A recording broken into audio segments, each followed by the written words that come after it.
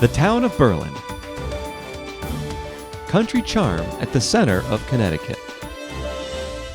Okay, welcome everybody to the Berlin Town Council meeting of Tuesday, July 19th, 2016. I call this meeting to order, and we'll start with the Pledge of Allegiance.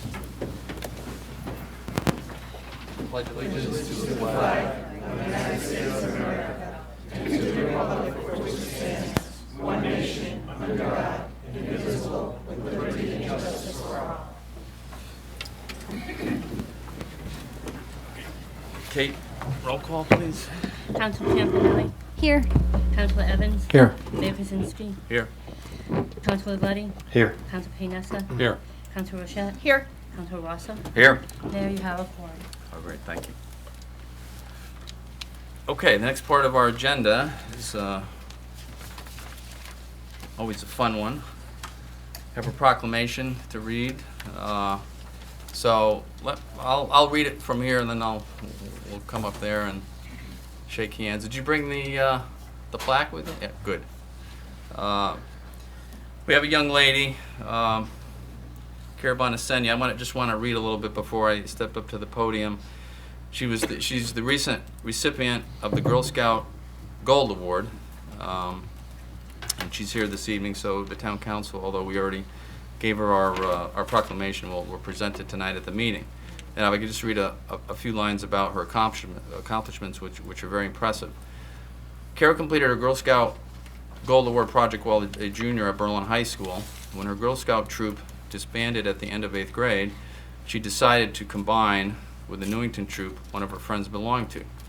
Cara's project was Easy Meals for the Elderly, a cookbook created for older adults in the community, which consisted of quick and easy meals for breakfast, lunch, dinner, and dessert.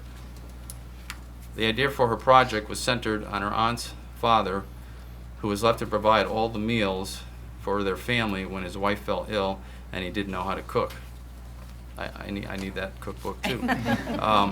Cara quickly realized that this type of problem was not only impacted her aunt's family, but a lot of others in the community who have lost a primary cook in their households. Cara completed the cookbook with the unrelenting help and overwhelming support of her leaders, others in her troop, and her family. In addition, Cara contacted the Newington Senior Center and held 2 classes with participants at the center, where she taught participants how to create a meal from the breakfast, lunch, and dinner sections of her cookbook. Together, they created a yogurt parfait, a tuna salad sandwich, and a chicken Caesar wrap. After the meals were made, she did a presentation on dehydration and how to prevent it, as well as kitchen safety and hygiene. At the end of the class, the participants left with a copy of her cookbook, and hopefully a new outlook on how easy it can be to cook meals. Girl Scouting teaches our youth that they can make a world a better place through hard work and dedicated efforts, and Cara certainly helped to fulfill this through her project. So, very impressive. If you could come up, I'll read your proclamation. I will present it to you, even though I know you already got it presented at your meeting. Oh, wait. This here. So, the Town of Berlin Town Council proclamation. Be it hereby known to all that the town hereby recognizes Cara Bonasenia on achieving the Gold Award, the highest award in Girl Scouting. In recognition of her commitment to her family, community, and the principles of Girl Scouting, the Town Council congratulates Cara and extends best wishes to her in all her future endeavors. And this was dated the 24th of June, 2016 by myself. So congratulations on a job well done. Very well. Oh, great. Oh,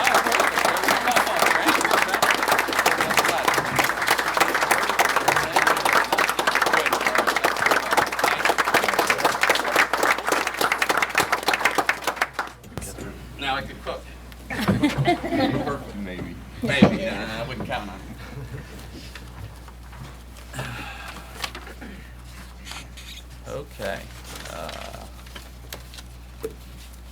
So now we move on to the audience of citizens.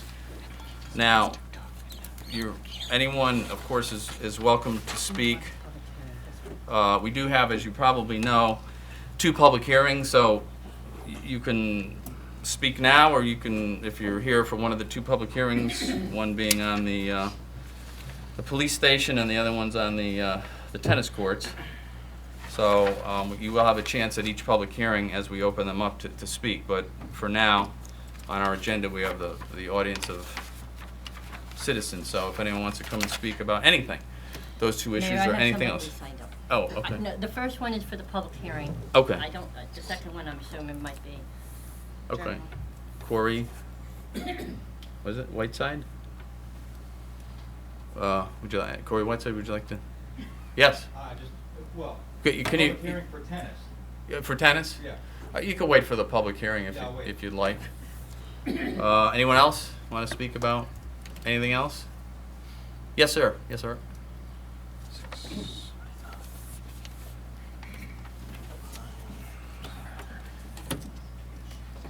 Art Powers, 857 Worthington Ridge. And that you're voting on the charter tonight, is that correct? Yes, we're going to discuss it. With any amendments that might be made. So I'm just speaking for a few minutes on the three areas. I've been at 3 public hearings, 2 of yours and 1 of the Charter Commission. I listened intently. The first meeting of the council, I guess there were very little people who talked about the Charter Commission, but the last one was pretty well attended. And the Board of Education, of course, was one of the big items. And my understanding that there were about 28 people at that meeting. And, 28 people who spoke at that meeting. And 22 of them opposed the change of the Board of Education to a bipartisan, not a bipartisan, but a partisan board. What I'm concerned about, excuse me, I always choke up when I talk in a meeting like this. Is the Board of Education has been working, as we all know, very well, and I'm really concerned that if we make it partisan, that the Republican and Democratic parties are going to have much more, thank you very much, are going to have much more control over the budget, which I think is a very bad situation to be in. The Board of Ed has operated beautifully on a nonpartisan basis. And that's been discussed at the hearings and all. But it has been very good. And people who have served on the board have been very nonpartisan in the way they've conducted themselves. So I am very much concerned that we make a change on something that doesn't need a change. And I don't know what precipitated it, but it just doesn't make any sense to me that we want to go to a partisan Board of Education when we've had one that's worked so well. I'm also concerned about the Board of Finance. When we, before we had a council, we had a town meeting that was a legislative body. And we had a Board of Finance, which conducted the budget hearings and so on, and sent the budget to the mayor, first selectman or mayor, and then to the town meeting, and the town meeting voted on it. The problem, as I see it, on the Board of Finance, the way it's set up, if it's bipartisan, 3 and 3, the minority party rules. In other words, if it's a 3-3 vote, it doesn't carry. So you have 3 Republicans and 3 Democrats. If you have the Republican administration in, they want to pass a budget. The Board of Finance is 3-3, and the Democrats just could vote 3-3 with their 3 votes. It doesn't carry. So you've got a minority rule on the Board of Finance. I lived with that for a long time, and I never spent so much time in all my life begging Doc McIntosh and others to support items that I presented to them, and it was very frustrating. But I don't see any need in that we have the legislative body as the council, and this has been the main job that they've had is the budget. You take that away from them, and I think you're going to find that they won't have an awful lot to do, or certainly nowhere near as much to do as they do now. So I'm concerned about that, and I oppose the bipartisan Board of Finance. And the last one is the Planning and Zoning Commission. I think it was in 1995. Up until that date, we had separate commissions. And in 1995, the town voted on combining the planning and zoning together. They felt by having them separated that it was just a bump in the road that they'd have to go through with first the planning commission and the zoning commission. And it made it very cumbersome for people who come in with industries and commercial stuff and also personal stuff to get things through, because it was just, as I say, it was a cumbersome operation. And so in 1995, it was almost unanimous, as I remember, that the people voted to combine the two boards. And it's worked very well over the years. And I don't see any reason why we should separate them and make it people who want to change zoning in some respects, where they perhaps have a land thing that they want to change the zone to take care of their requirements. And now they have to go to the planning commission. They got to go to the zoning commission. It's another cumbersome thing. And I don't see any need of it. When we changed it to a planning and zoning commission, it worked very, very well. And I have no idea why you would want to change that from a one-board committee to a two-board committee. So I just bring that up again to you, and hope that in your deliberations tonight, that you'll look at these three items and perhaps go along with the majorities at the two hearings that you had and the Charter Commission. And if you don't make any changes, I would say that maybe the hearings aren't worth going to. Thank you. Thank you. Okay, is there anyone else that wants to speak at this moment? Okay, so we will close that section of the meeting, the public hearing. I'm sorry, the audience of citizens, and we will move on to our agenda. The first thing on the agenda is our consent agenda. So obviously the counselors have reviewed all these, I assume, all the issues on our consent agenda, and if we want to combine them in a motion, take a vote. I will make a motion to accept the 9 items on the consent agenda that is presented before us. Is there a second? Second. Any discussion on this? Hearing none, all those in favor? Aye. Any opposed? Okay, the consent agenda carries. Thank you.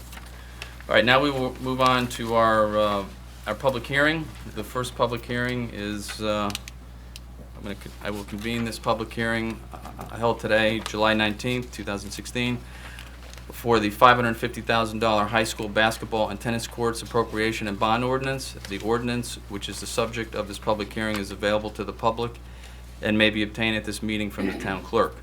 What I need now is a motion and a second to read the title of the following proposed ordinance and to waive the reading of the remainder of the ordinance, incorporating its full text into the minutes of this meeting. So could I have a motion? Okay.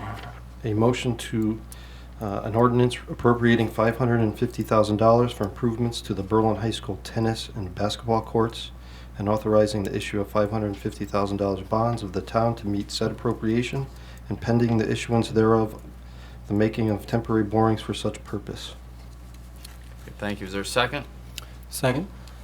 Okay, all those in favor? Aye. Any opposed? Okay, so that motion passes. And now we will take, we have opened the public hearing. You obviously know what it's about, and we will take comments from the public. So as you go forward, we can start with Mr. Whiteside. And please, you have to come up to the podium. Obviously, we have to state your name and address. Appreciate that for the record. For the record, Corey Whiteside, 386 Main Street, East Berlin. I just wanted to express my support for the expanded amount for the tennis court project. When it first came to my attention that the tennis courts were not included in the high school project, it was very concerning to me. I do have a self-interest here that my daughters are in the tennis program or will be, and but you know, I come here as a voter Normally wanting to see smaller government and less spending, or smarter spending. In this case, I think this falls into smarter spending, as what I understand of this project is that the increased price is extending the useful life of this project by a factor of 2, from 15 to 30 years. I think that's what I read. So I'm in favor for that reason, and I do think that the time is of the essence in this case, because I really don't want to see a brand new high school with an aging, unusable project sitting, or area sitting right next door that can't be used for another year. So I fully encourage everyone to support the increased cost of the project, but I think that's about it. Thanks. Thank you. Okay, anyone else? Yes, sir. I'd also like to speak. Yes, come on up. I'll actually start on this side of the room, so anybody on the tennis courts after this gentleman will take all volunteers that want to speak. My name is Anthony Yablonsky. I live at 133 Cross Street Drive, and I've lived here for 17 years, and I've learned that we were playing this informal group on Saturdays and holidays at 7:30, 8 o'clock in the morning at the high school, but we've had to go to New Britain High to play because the courts are unsafe and unplayable, and it's been that way for an awfully long time. And I feel bad for the students as well, that they should have a program where they shouldn't have to go to Newington Tennis Center to play. So I would also support the spending, and I would hope it also would include windscreens and lights. And some of the issues we had, I have an old friend, John Rambola, and we went down there one time when it was playable. And it was when school was in session. They said, well, you can't play here till 2 o'clock. But we said, we're citizens. We pay taxes. We've been here a long time. They're not using the courts. We'll move off. If some gym class comes out here or something. Well, we weren't able to access the courts at all, even when they were playable. But I want to extend an invitation to everybody here, any playing level, any gender, to join us on Saturday mornings and play with us. But certainly our town is overdue on having this project, and let's move forward with the best possible plan we can. And I appreciate the time and welcome all the new council members. Okay, Thank you. thank you. Okay, on this side of the room, anyone on the tennis courts? Yes, sir.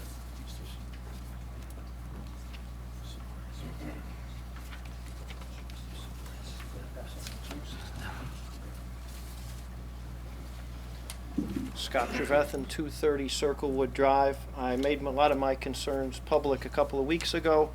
A couple of points that I may not have emphasized that others have brought to my attention. PE classes are not able to use the courts during the day, which is a big deal. There is a significant basketball league that has been displaced, and a great number of summer programs are also displaced using some of the other facilities. Just wanted to stress, I think this is more than just a simple project. This affects many people. Thank you. Thank you. Okay, this side of the room again, tennis courts, going once, going twice. Move on to this side. Anybody for the tennis courts? Pro, con? No? Okay. All right, so I just wanted to ask Mr. Healy to come up if you could. I just, some of you weren't here at the last time we discussed this, and just in case you don't know, during the budget process, we did look at this project. We put it on the list to be done and to be funded. The only question some of us did have, and Mr. Healy answered most of it, but maybe for the benefit of the rest of the public here, the cost initially was $385,000 is what we approved during this past budget. Why it wasn't done on the high school, with the high school project, I don't know, but I understand it was taken out at some point, so we are where we are. And then, of course, when the bond came to us the other day, it was $550,000. So, quite a significant increase in from the 385, which we were all in favor of as a council to move forward and help everyone get that finished. So we had some questions, and the question that I had, I think you answered, but I think for the sake of the public to hear it again, would be, the increase in the cost, was a different method. And what I'd like to hear too is, you did touch on it last time, is even if we stuck with the 385, I think you mentioned because of issues below the ground there, it might end up costing us more with the 385 method of paving the courts, if I got that right last time. Yeah. If you could just summarize all that somehow. Yeah. Better than I did, I guess. I don't know if I could do it better, but there's primarily two methods for building tennis courts today. Predominantly still, asphalt courts are probably the majority of courts that are built today. I've had experience building those before. The concern, we had an estimate of 385. One of the things that we talked about last time, and we talked about as a group of us got together, we've been reviewing what types of techniques we should use for the tennis courts, going through the bid, making sure that we selected the right process. The concern we came up with is that we do not know what the substrate, what's underneath the tennis courts. Looking at them, it's probably a water issue. They've been there for a while, but it's probably a water issue. Probably what's going to happen is those courts are going to have to be completely removed, new base material put down, drainage put underneath there, and that we don't think was taken into account in the 385. So we thought that it would probably cost more than the 385 to put down the asphalt courts. Now understand the asphalt courts are, again, predominantly the ones that are put in, and I put those in. They require, after you build them, going forward, what you should do is consider an investment, and they should be inspected regularly, painted regularly, and maintained properly so that they last a long time.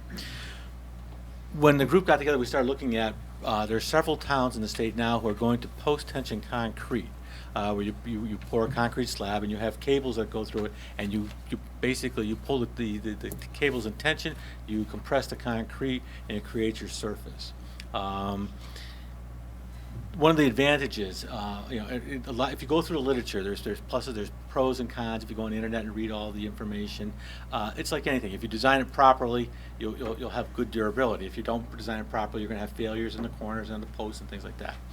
The post tension is supposed to last, is designed to last longer. We use it in engineering and construction of bridges and things like that for that reason. When you construct a tennis court out of that, one of the advantages we saw is that you do. And Lewis Mills High School did this a couple of years ago. You can take and construct a tennis court on top of the existing tennis court. You don't have to remove the existing court.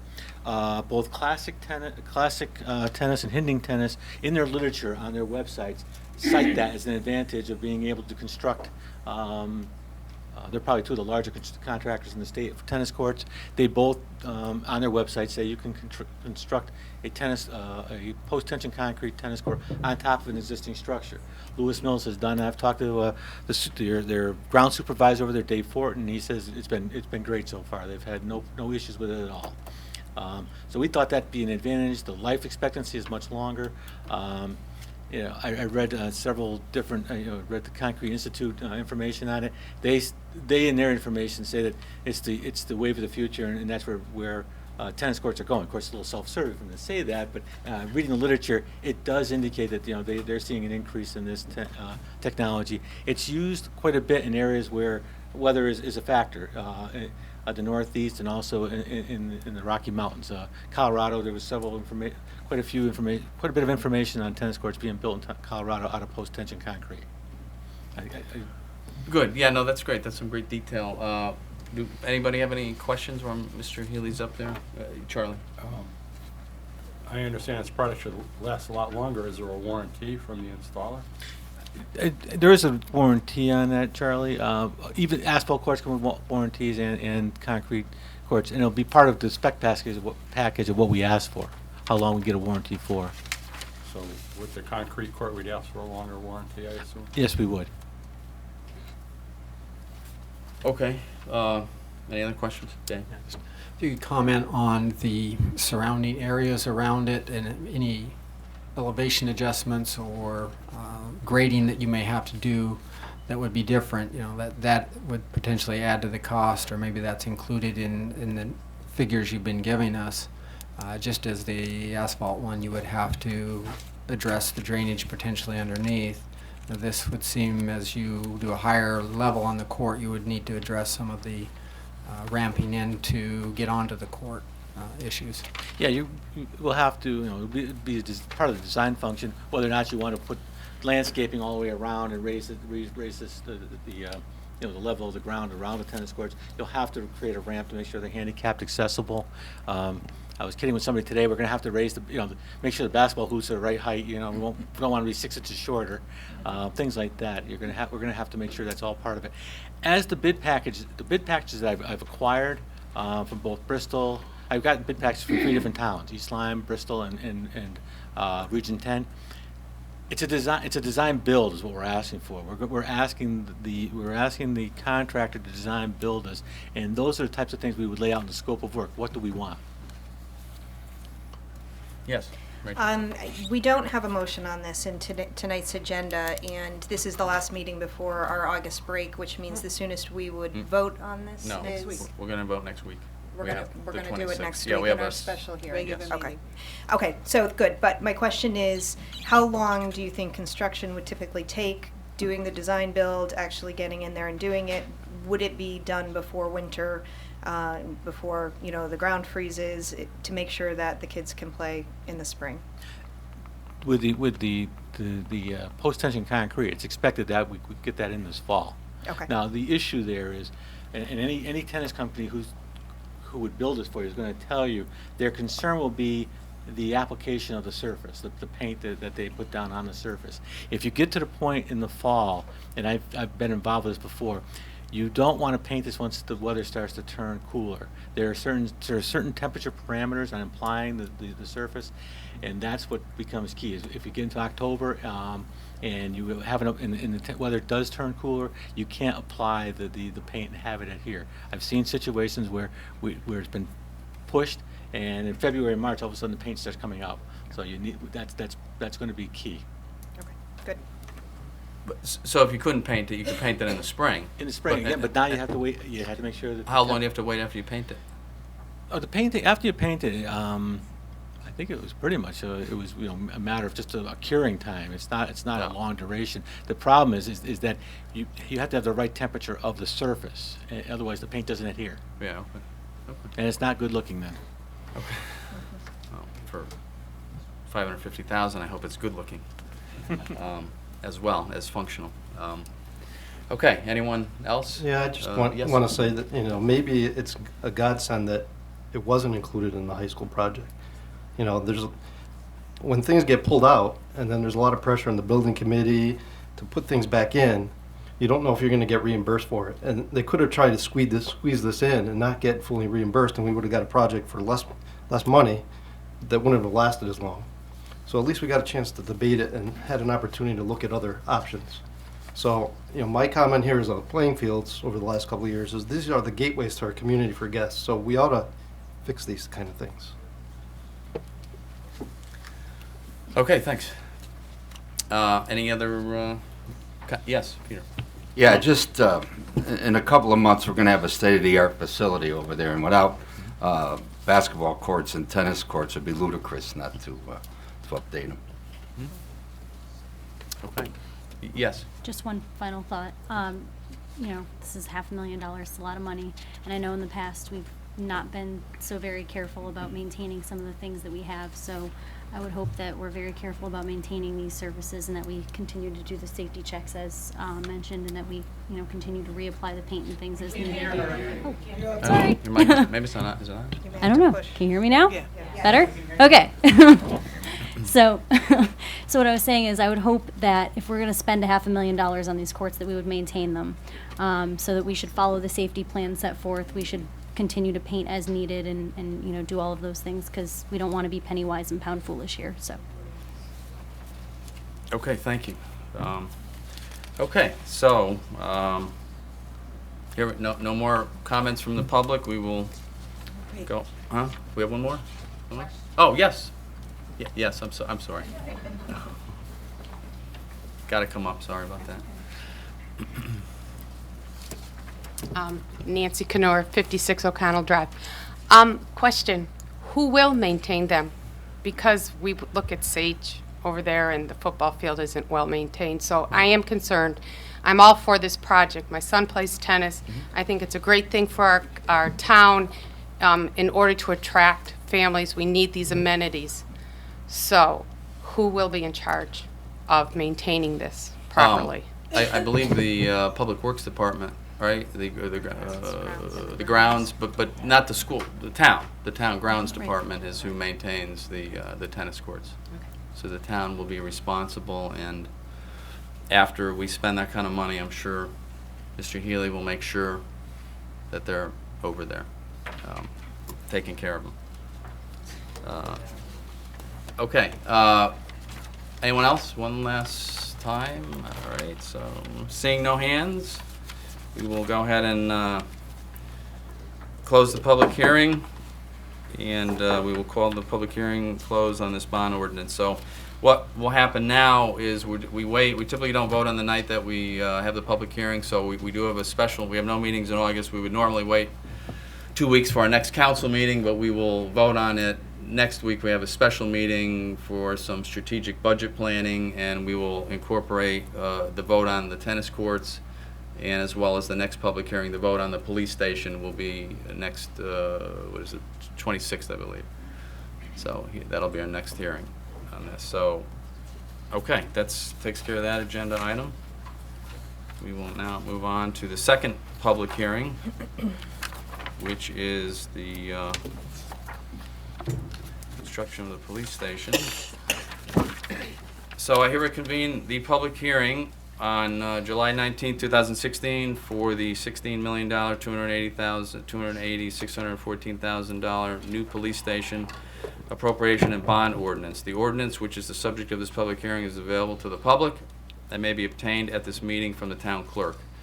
I need a motion and a second, if I could, to read the title of the following proposed ordinance and to waive the reading of the remainder of the ordinance, incorporating its full text into the minutes of this meeting. Motion, please? Sure, I'll make a motion. An ordinance appropriating $16,280,614 for the construction of a new Town of Berlin police facility and authorizing the issuance of $16,280,614 in bonds of the town to meet the said appropriation, and pending the issuance thereof, the making of temporary borings for such purpose. Okay, is there a second on this? Second. Okay, all those in favor? Aye. Opposed? Okay, motion carries. So now we have opened the public hearing, and we are to the public. So on my list, I have Chief Paul Fitzgerald is signed up, so come on up, Paul. I wanted to hit first, so I signed up. Chief Fitzgerald from the Berlin Police Department. This is not a new issue for many people in town or for myself. I've been the police chief here now for, I'm going on my 14th year, and it seems that we have talked about this a lot. Part of my responsibility for the police department is not just the police station, but it's to work with the police commission to plan, to budget, and to staff the department, as well as provide for the training and equipment that the officers have. We also must plan for emergencies, winter storms, large catastrophes, active shooters in our schools, and now defense of ourselves. But really, we're supposed to look to the future. We have the facility that we have today, but we must also look to the future.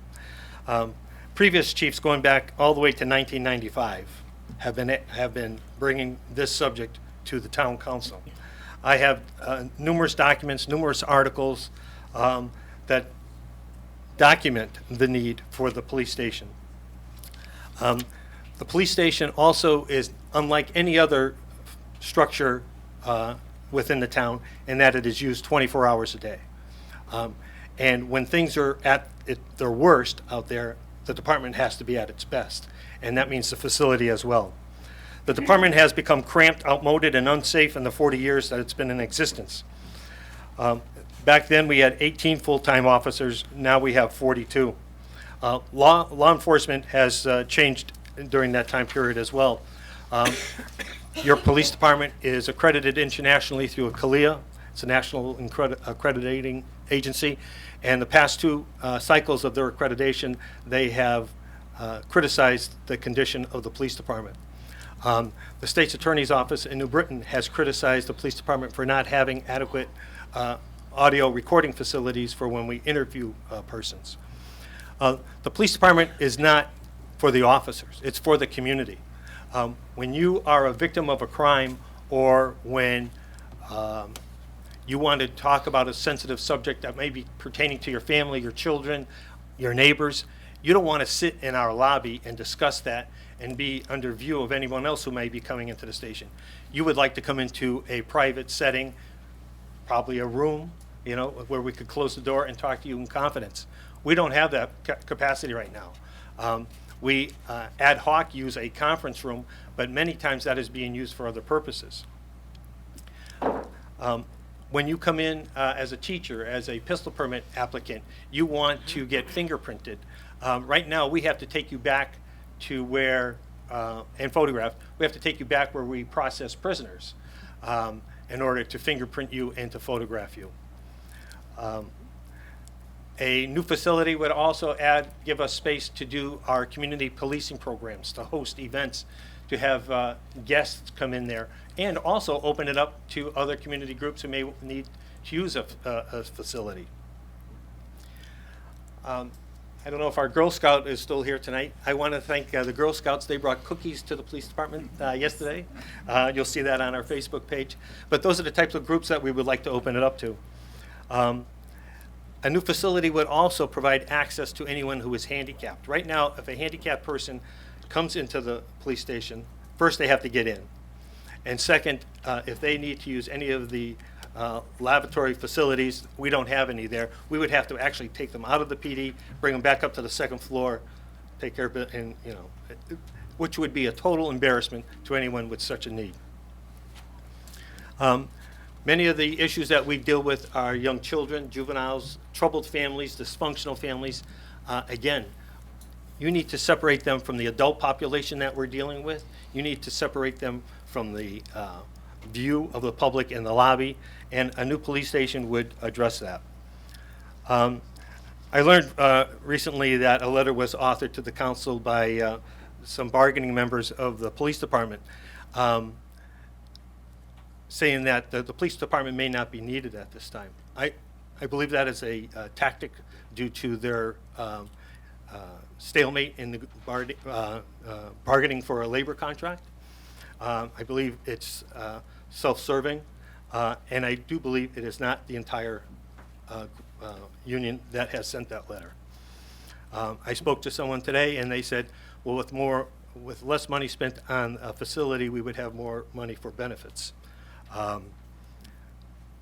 And I encourage my officers, I want them to have more benefits, but I also have to think about the community and the needs that the community has, not just today, but tomorrow. And part of the needs today and tomorrow is the safety of my officers. We have children recently, this new craze with Pokemon, running between the cruisers because the memorial out by the back of the PD is one of the targets or sites or whatever, however that game is played, I don't know. Training center. But not only is that, initially that was alerted the officers, someone's around the cruisers. Secondly, cruisers are going in and out for emergencies periodically during the day, and to have children out there doing that is just unsafe for the children as well as for the officers. The police commission, along with the building commission, worked on this project, and it was reduced from the initial $21 million to what we have today, the $16 million. I'm asking for the council support and for the community support. These are tough times that we're facing. Hopefully it'll get better, but we need your support. Additionally tonight, we have members of the building commission. We have the architect and the contractor, because it's a design build project. They are prepared to make a presentation. I don't know what depth you want to go into tonight. Many of you have not seen the new project. This may be your only chance to see it.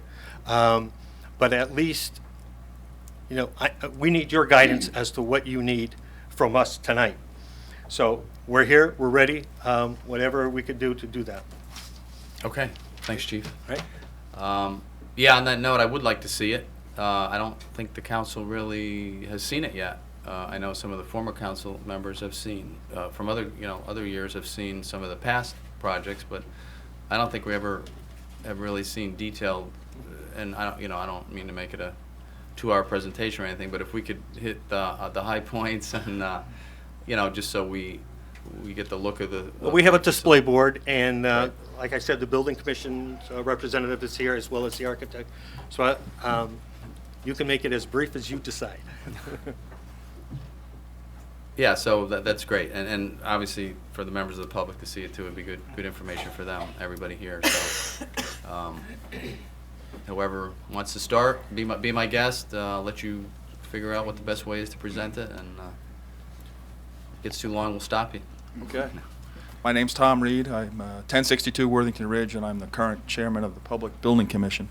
Let me introduce the team to you so that they can speak to what they did, what this entails, and they can certainly answer specific questions, as well as myself if need to be, but I think more of them might be directed to these people. There's Jeff McElravy from Tecton, the architect, Don Swanson, the potential contractor from AZ Corporation, and Geraldine Hohoff, who's our consultant from STV Corporation. These people, in addition to the chief and his staff, all helped with coming up with these numbers, designing the building, asking question after question after question so that we could come up with the best possible product for the least possible money. And it took a number of years. So with that, I will, Jeff, if you want to start and maybe show some pictures so you can get an idea of what it looks like, and then we can start with some questions. Thanks. Is this a good spot?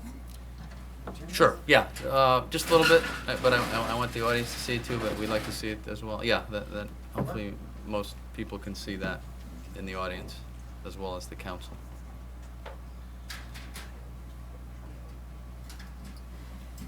Higher, I guess. All right, so very briefly, we are on the I same need site. one mic, please. You can take that out. Thank you. I usually speak loud enough, I don't need a mic. Okay. Very briefly, we are on the same site that was previously proposed, the site of the former furniture store. The building design has changed because of the design build process. We are a new team than what proposed the facility last time.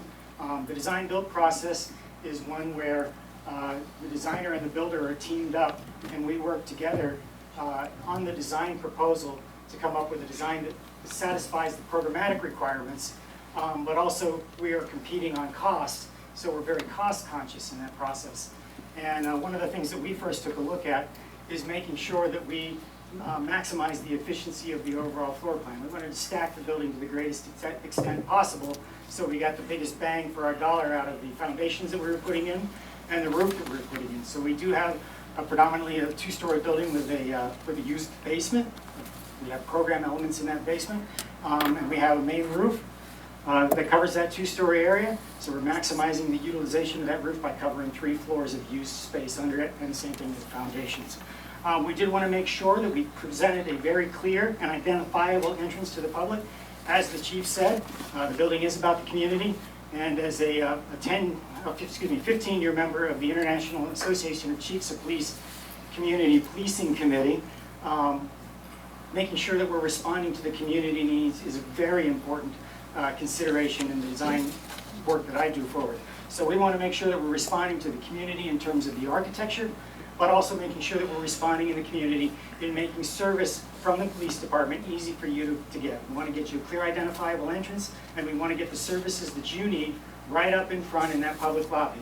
We want to make sure that we're respectful to all of the visitors to the facility. So when you have an issue going on and you need some privacy, that we provide that capability within that facility. And when you've got an organization or when you're meeting with the police department, that we have the space to do that. So we have our main public entry off the drive that comes up the side eventually. We understand that there's a separate project that may continue and attach that over to the train station. We have our patrol access, our staff access into the back parking lot. We do have public spaces right in front, easily accessible to that front main entry. We have a second way out of our site. That's really important. If there's a traffic issue going on, we always want to make sure that we have 2 ways on and off the site so that officers can respond. I'll go on because I know you don't want to go 2 hours. This is the main floor plan. It is color coded. For those of you in the back, I know you can't see the room, so I'll do my best to explain what the colors mean. So up here in this tan color, this is primarily the public space of the building. This is the area that when you're coming into the police facility, you have immediate access to. You come in the front door, you've got access immediately to the dispatch desk as well as the records desk. So those two primary functions that you're seeking information from are right there and easy to find. You also have public restrooms, you have private interview space, and we also have our community/training room. This is a space that the police department will use for training activities, but it's also available for doing an emergency operations activity or for hosting community groups, as the chief mentioned earlier. As we head back, I said the dispatch area and the records. These blue areas are mainly our patrol areas on the main floor of the facility. The patrol is the largest portion of the police department, and they create the most use-abuse factor in the department. That's a term we use in police facility design. That means that because they're in and out 24 hours a day, because they got boots on, because they have gun belts, because they have all of this equipment, it's a lot of wear and tear on the finishes. So we want to make sure that we isolate that use and abuse factor down to the main floor so that we're not spreading that all throughout the facility. And there we can plan for the appropriate finishes to take care of that heavy traffic. In the green area in the back, this is our prisoner handling, our detainee handling area. We always make sure that we bring in prisoners into a secure sally port. That's a garage. You pull the cruiser in, you close the doors. We do the transfer from the prisoners into the police facility within that secure sally port. That makes it safe for everybody around, and it makes it a safe environment for the officers to work in, and it makes a safe environment for the detainees as well. Our community, and I am a resident of the town of Berlin, our community has a responsibility. We have a custodial responsibility, and it's achieved through the actions of our police department. They have to make sure that the people they bring into the police department are safe and secure. We don't want them coming to harm while they're in the custody of the department, so we have to do everything we can to make sure that's a safe environment. So we have access directly into the facility, we have our booking area, we have our holding facilities. Some of the blue areas on the back are additional storage. There's a lot of equipment that goes along with doing the police job. We have appropriate storage facilities. The prior scheme had an outbuilding to satisfy some of that need. We've brought all those storage facilities into the main building in the hopes that we can reduce the overall cost of the facility.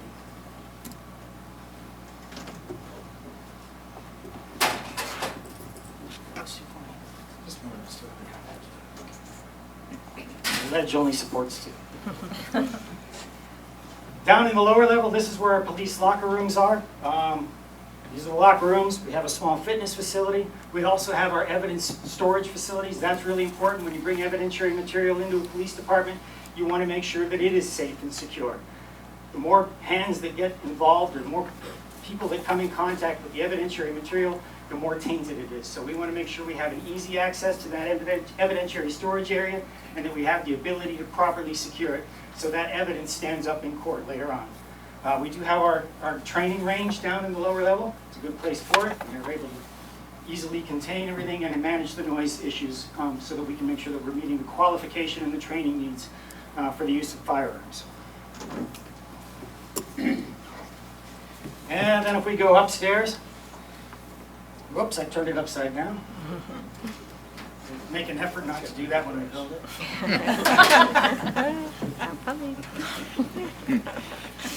Up in front on the upper level is the administrative area. That's the chief's office, deputy chief, some conference space.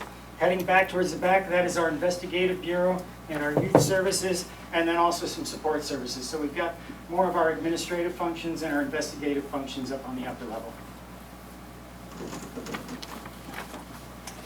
I think we're up to two there. Oh, just one. And here is the rendering of what the facility would look like. Once again, you see we stack the main body so that we get the most out of the roof and the foundations. We got a clearly identifiable entrance. I think we captured some architecture that we're seeing through the community as I ride my bike up and down Main Street. And so we've got a lot of that character in here. We do use brick on the exterior elevation. In my opinion, it's the first best choice for a police facility in that it is low maintenance and it has implicit security built into it. So we've got all of that as part of the exterior envelope. We've got some traditional sloped roofs in there, and we've got a nice tall element identifying that main entry. So this is the drive that heads up. eventually to the train station. That's where our public parking is. And then this is the Main Street elevation going on. And just real quickly, there's a glimpse inside that public lobby. We've got a modest open space so that we can see the lobby from the administrative areas above. Heading down this hallway is where that community room is. If we come back here to my left here, that's where we've got those public interview rooms where we can appropriately conduct discussions with members of the public. And of course, right there is our dispatch window, and just off to the right is where our records window is. So with that, Don, would you like to talk a little bit about the overall pricing thing? No? We need Gerald instead.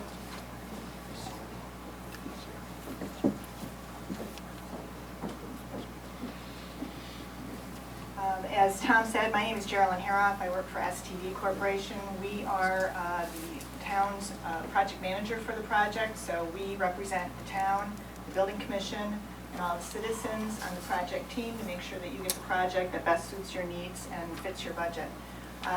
In the process of selecting the design-build team that would build the project, we also had to consider on the owner's side all of the other owner costs and owner vendors and owner responsibilities that go into a building project. So while we have a construction cost from the design-build team, we are also including in the $16+ million project budget all new furniture, new technology, state-of-the-art communications center for the police, all the professional fees, the insurance, the permit, the cost of creating the bond and financing the bond through the town, and also the cost to move the police department then into the new facility. So I just want to be clear that, that the $16.2 million request and budget is the total project cost. And it also includes a hefty contingency at this point because we are barely into the design and specification of the project.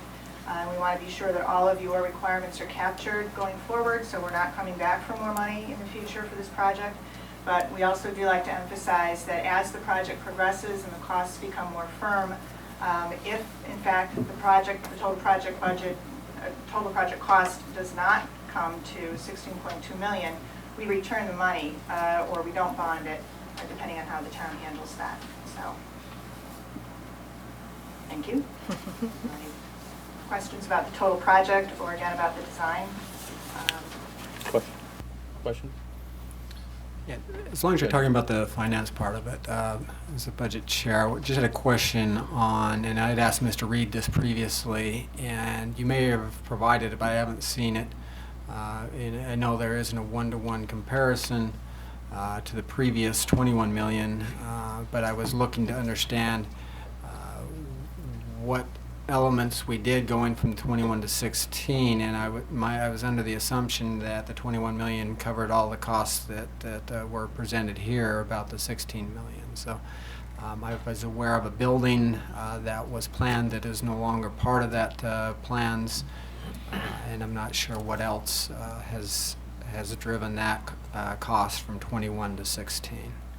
It would be, let me explain. Geraldine had nothing to do with the first budget because she wasn't involved. We hired a brand new team, and when we were given the second statement of need from you, the town council, we said we're going to start, we're not going to do any comparisons, we're going to start from scratch because we want to come up with a new team, possibly different ideas, a different way to do it. So we end up with a smaller building, there's no doubt about that, that's some of the cost. And then with the chief's help, with the commission's help, we went through every square foot of the building, in addition to all of the members on the PBC, and we itemized all of the costs. So we came up with what we think is a much better projection for costs. I don't think we were able to get that the first time. I think there were more general numbers. There are some things that were included the first time, for instance, the cost of the boulevard. That is now separate. That's not part of the police station. So it's very difficult. I understand why you might want to, compare this for that, but it would be impossible to do. We took the entire plan, threw it out, and started from scratch. We did not want to be influenced by what we did and say, make this room 18 square feet. We may have changed the room, changed the floor. We changed all the people that were involved, and it was a lot better to just start from scratch. We think we got a much better project. I don't know if that answers the question to your satisfaction, but that's what we did. Well, you've pointed out some of those particular elements. And, that was what I was looking for. You had highlighted the boulevard. You talked about the smaller size of the space. Yeah, the space is about, what, 5,000 square feet, I believe, smaller. I'm not sure it is smaller, Yeah. but also that outbuilding. And we eliminated a building, an outbuilding in the back. I had forgotten about that. We, you know, with the help of the team we assembled, there's probably some multiple uses for some space. There's certainly some better use for some space, just the way it was laid out and configured. Totally different design of the building, so it's where we ended up. Okay, a question. How much smaller is this footprint of this building versus the previous design? About 5,000 square feet. If I might, we're going to be careful comparing footprint to footprint because we actually stacked a little bit more stuff. So the overall square footage is about 5,000 square foot smaller. The footprint itself, the part that impacts the site, is even smaller yet. Our upstairs and our downstairs are a little bit more balanced than the previous scheme. So. Other questions? Yes, Charlie? There was a lot of discussion about a communication system, whether to buy it now or wait for a new building, and there'd be a cost if I believe we went ahead with it. And now to move it, is that cost included in this 16 million? I'll let the chief speak to that. There are two costs going forward concerning communications. And it's more cost efficient to do the new building with the radio system simultaneously. But our communication system right now is 30 years old. Every day it's potentially a problem. We have money bonded this year in this year's budget to do the backbone of that communication system. That has to be done regardless. But when you're doing that, it would be more cost efficient to do your dispatch equipment and everything on the inside of the building at the same time. Because even right now, just doing the backbone, I'm going to have to move my dispatch to another room while they work on the hardware there. And we're going to end up doing it twice, at least a portion of it. So the cost savings of doing it all at once, if this were to move forward, the town would save about $700,000 rather than having to do it twice. And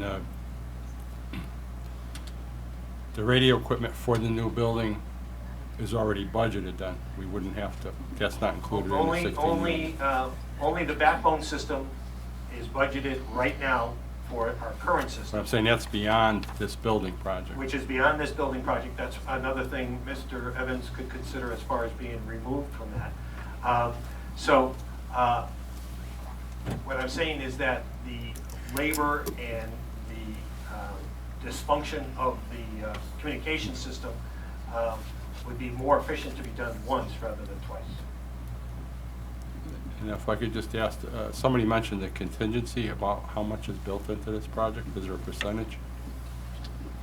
We're currently carrying about a 5% contingency on the total project budget.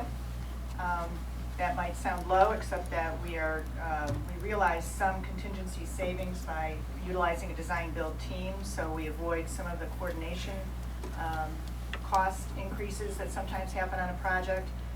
So right now we're carrying about 5%, which is $775,000. And again, that would cover escalation in costs, budget issues that we haven't identified at this point, any other costs that come up during the project. And the contractor is also carrying a contingency in his numbers as well. So if he doesn't use it, that's going to go back to the town. But we can't do a project, you can't do any project like this without a contingency. And I believe that number is somewhere on the order of percent. Right. So those numbers are certainly not high, and they're not low. They're what we consider to be appropriate for the amount of time that was put into this to design and potentially build this building. So if you have a combined contingency of about $1.5 million. Okay. Yes, I had a question, Mayor. Yes, go ahead. The cash flow, is there a estimated cash flow projection from go, whatever that day may be?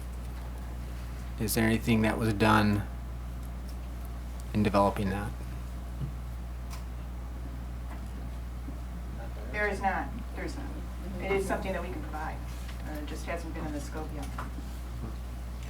If we could kind of short circuit that, is there a construction projected schedule? It'll take 6 months to build or 2 years to build. Is there any kind of?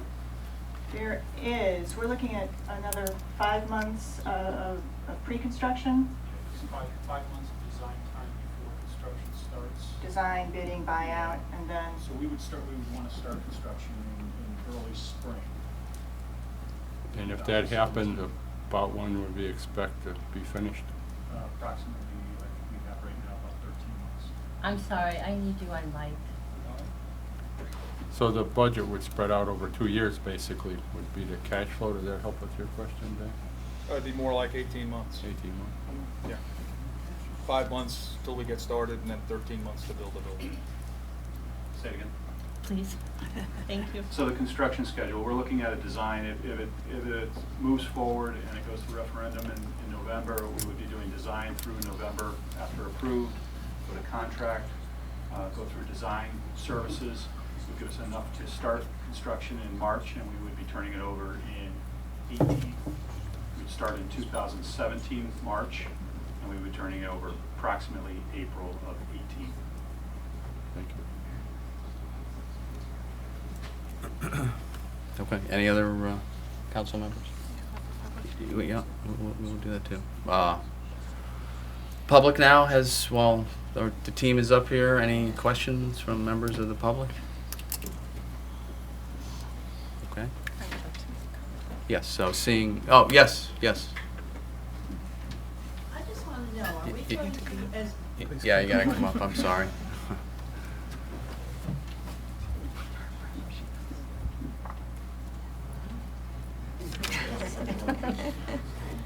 I just want to know, as a Just girl, name named and Barbara address. Galbach, 24 Sterling Thanks, Drive, Barbara. Kensington. Will we have an opportunity to vote on this? Will there be a referendum? Will it be included?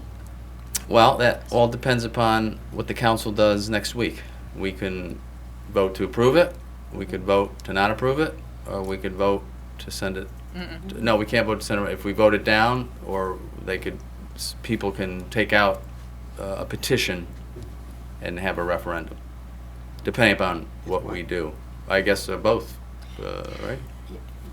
Yes, normally what would happen, Barbara, normally what would happen is that after the council adopted the ordinance, then you can, you have 14 days from date of publication of the legal notice, that it would, you can get petitions, and then the petitions are verified by myself and the Register of Voters, and then I would come in front of the council in September and tell them that there was enough petitions, signatures on the petitions, and they could then, if they wanted to, which is what we're hoping to do, is to move it to the November election.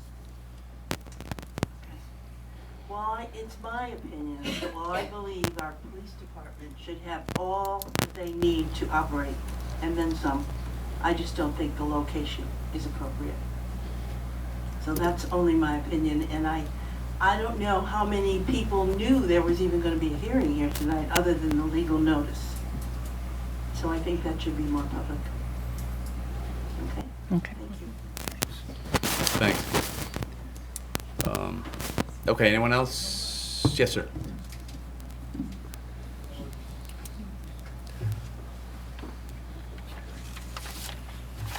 This mic is fine right here? Yes. Hi, my name is Gary Malone, 43 Burldale Avenue. I've been a resident in town for over 50 years, living in town with my family, paying taxes. I recently started going to police commission meetings because, as I look around what's happening in this state and in this country, I believe that stuff has to begin to be strained out in our local communities. No one from Washington, or for that matter Hartford, the capital, is going to come down here and help the rest of us out. Unless there's a major problem here, who's Berlin, who are the residents? So it's really up to us to take care of what we have to do. So with that in mind, I started going to my first police commission meetings last fall, bringing some ideas to the police commission. Now, I truly believe that although everyone might not know everything, everybody does know something. And you don't need a six-figure income or a college degree to come up with some good ideas. And we have a lot of residents in town, as we can see by our Girl Scout here, what she's done already. So with that in mind, I went to my first police commission meeting here at the police station and go inside and it's a packed house. So we're like eggs in a carton.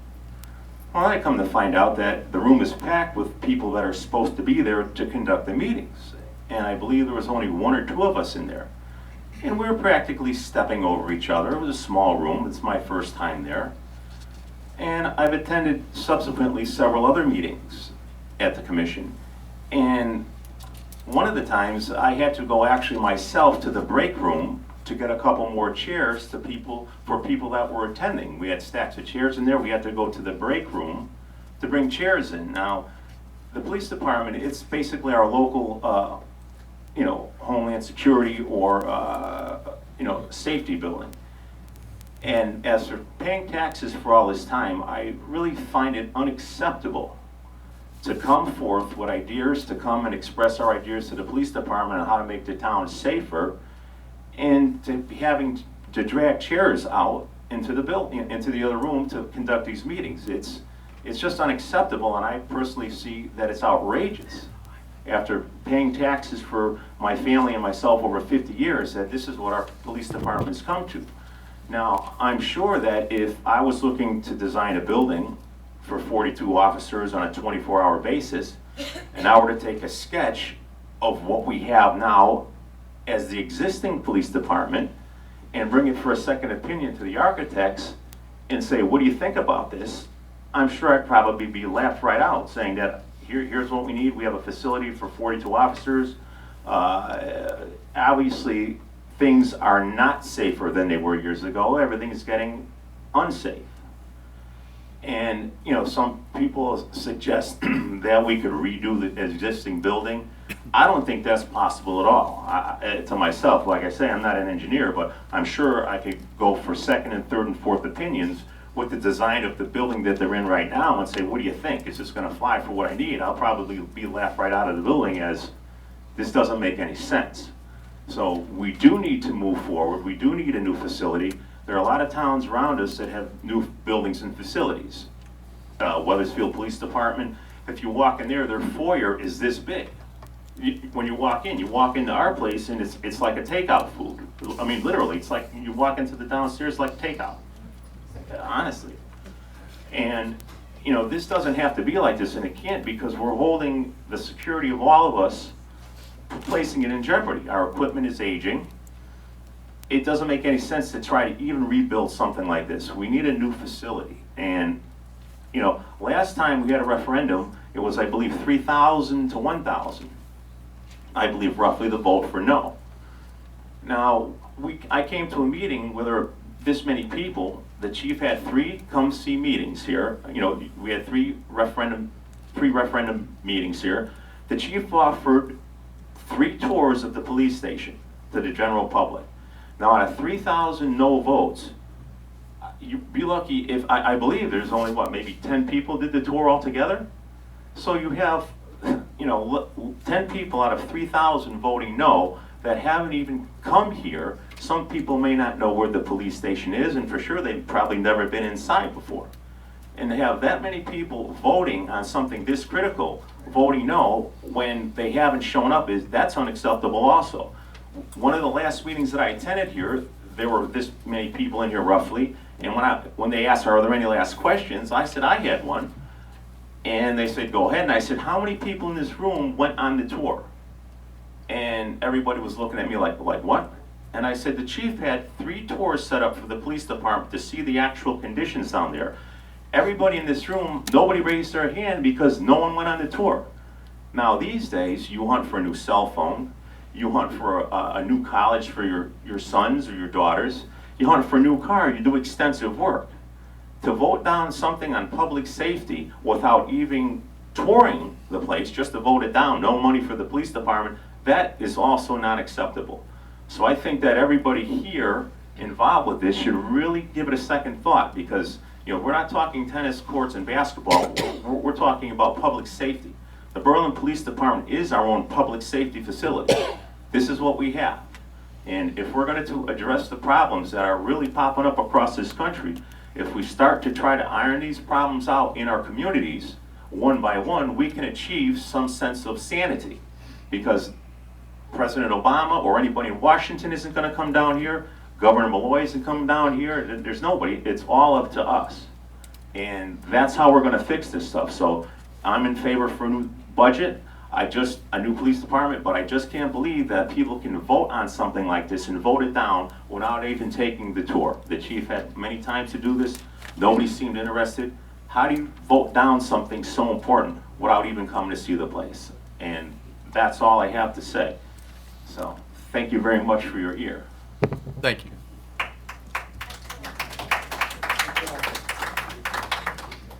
Okay, so did I see another? Yes. Okay.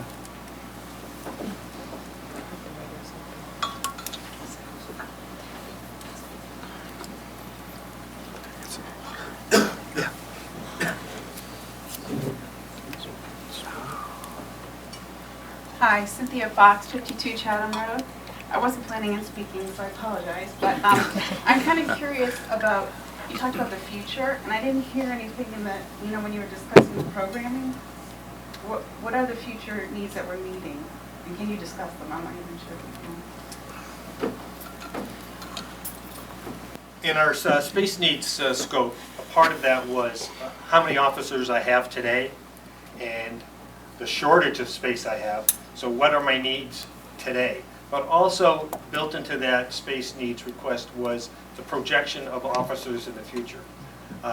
Berlin's not a stagnant town, it's growing, maybe not as rapidly as before, but you have to have that room to expand as the community expands, as the needs for our services expand. A police department nowadays does much more than we did 40 years ago. Just investigating computer crime. We're also your primary medical first responder. We respond to every medical call in town. The training requirements for that, including using Narcan, I mean, it's just growing, growing, growing. We're almost like, what do we have to learn today? And so we're trying to keep up with the times, and the times are changing, and so our space needs also included, more female employees, more male employees, and all of that for the future. But what about, are there any needs that you're looking, it sounds like you're meeting, I think I'm all for it, but I'm seeing that you're just meeting your needs now. We have expansion. Well, we scaled it down a little bit, so there's, I did have to sacrifice because the community spoke. The community spoke was too expensive, so I did have to sacrifice. So maybe I hire slower, or your next chief hires at a slower pace. But it does include enough room to grow, and that was incorporated in the plans. Thank you. Because it was a design-build process, I didn't actually write the program for this police station, but I can offer a few insights. I've been doing police stations for 30 years now, and one of the first things that we see that a police facility runs short of is that locker space. That's number one. Right away, we don't have enough lockers for the officers. Number two is the storage, evidentiary storage in particular, but all of the storage for the equipment. Number three is enough room to have private interview space. That's so important to what a police department does, and yet so many departments run out of that space because they need to grow their office space, they need to grow record storage, and all of those interview rooms go away. I will say that we've got adequate provisions in here. We've got excess lockers to deal with growth. We've got good storage amenities in this program. We do have the option, if somewhere in the future we do have enough site at the back of the property, that you could do a future storage facility. We also have adequate interview space. We have 2 public interview rooms, and we have interview space within the facility in 3 locations. I feel really good about those numbers. And sorry, is it storage? And records archive, we've got archival space as well. It's one of the things that as much as we start recording things electronically, police department records are always there, and they're not going away, so we've got to make sure we have the adequate storage for it. I'll add to that too.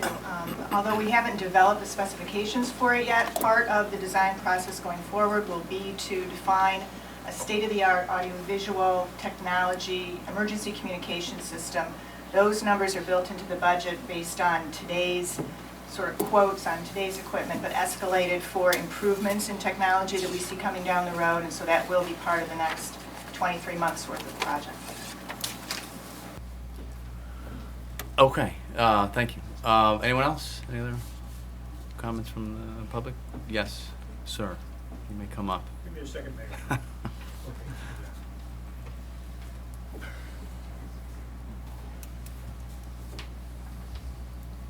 Name is Bob Peters, 388 Percival Avenue, Kensington. I'm chairman of the Police Commission.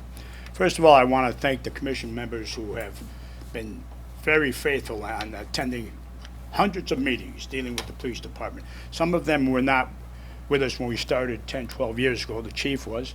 But, you know, this has been going on for a long, long time. And, you know, we're not remiss to the last vote. It's 3,000 to 1,000. We realize that, okay, it's not going to pass for $21 million. That was the question. Would you approve $21 million for the police building? There was no mention of the location. And we're not remiss to the location. We looked at the location here, we looked at the location there, and being a retired police sergeant, that is the best location in the town of Berlin that we already own for where a police station should be. Someone from California should be able to get off the train and be directed. You want a police station? Right down here. Not to Wigwam Road, where he has to take a cab out and wait 20 minutes to come up here. You know, this was a nice spot back then, but it's no longer what police are involved. You know, years ago, police were part of the community. Then we separated. We got air conditioners, we closed the windows, we went our way, and the citizens went, we call them citizens, they went that way. And then 20 years later, geez, maybe we should roll the windows down and see what these people, maybe they're hailing us down, maybe they want us for something. And they did, you know, so we started to listen to them. So we listened to the referendum, we downsized, and we're down to about where we feel we should be, plain and simple. We went from 21,400,000 to 16,280,000, and we took the boulevard out because that boulevard should never been there. Be honest with you, it shouldn't have been in our budget. You people have the perfect right to pick it up in your budget or any other town budget. But so I know what I'm saying, and I'm not going to repeat what has been said. The chief has worked extremely hard. The Public Building Commission, unbelievable. I'm very impressed with your members. I want you to know that. They actually they had a lot of input, and I appreciate it. And but design build, the way I understand this, is you don't go over much, plain and simple. Is that correct? Or am I wrong? Unless we change it. Unless the chief wants a suite or something on a third floor, you can't go over the budget of $16,280,014. Is that correct? That's right. In the design build process. Okay, that's on the record, right? Okay. Contractor and the architect have worked together to present a proposal. Okay, thank you. Design changes would be the. I appreciate that. The only other thing I want to mention, and I very seldom, I was president of the police union for 10 years. I got a lot of respect. These men and women are outstanding, plain and simple. And we picked the top quality. But they sent some kind of email or letter to the council saying the union is not in favor of this building. Well, I would never have signed my name to that as president of the police union. How could you not be in favor of a new facility unless there's ulterior motive? And that motive is they're the only ones who didn't sign a contract. They're in negotiations. So they figure, well, if we don't tender $16 million, maybe we give them that and their pay. They're concerned for the citizens of Berlin. Well, 21% of the policemen live in Berlin. The other 79 don't even live in Berlin. They don't pay taxes. So, you know, take it with a grain of salt. I would have never signed that as president of the union. I don't think it went to in fact, I know it didn't go to the whole body. They have an executive board. They could have met, made the decision, and the president signed it. That's fine. But don't say the union is opposed to a new police department. They never came out in all the years we've been talking about. They had some input as to the size, what different rooms should be here. We talked to the detective bureau, other special services, they all came in, gave us their current, and we incorporated it, and now all of a sudden they're not in favor. They came to 3 or 4 police commission, never brought it up. Mr. Chairman, we're not in favor of the new station. All of a sudden, I hear they're in negotiations. Something's wrong. So anything you get, when you get it in writing, read into it what you can. And all I can say is I've been paying taxes even longer than this gentleman here, since 1959. I don't know if they say they need tennis courts. Apparently we need it. We can't just say, okay, wait till next. This is not a good time to spend taxpayers' dollars. There has never been a good time. In all the years I was mayor and Art was mayor, there was never a good time to spend taxpayers' money. Because they don't want to, and I don't blame them, they don't want to spend a nickel. But you want to go back 30, 40 years? That's the way to do it. So please, don't table it, pass it, let's get the police station built. Thank you.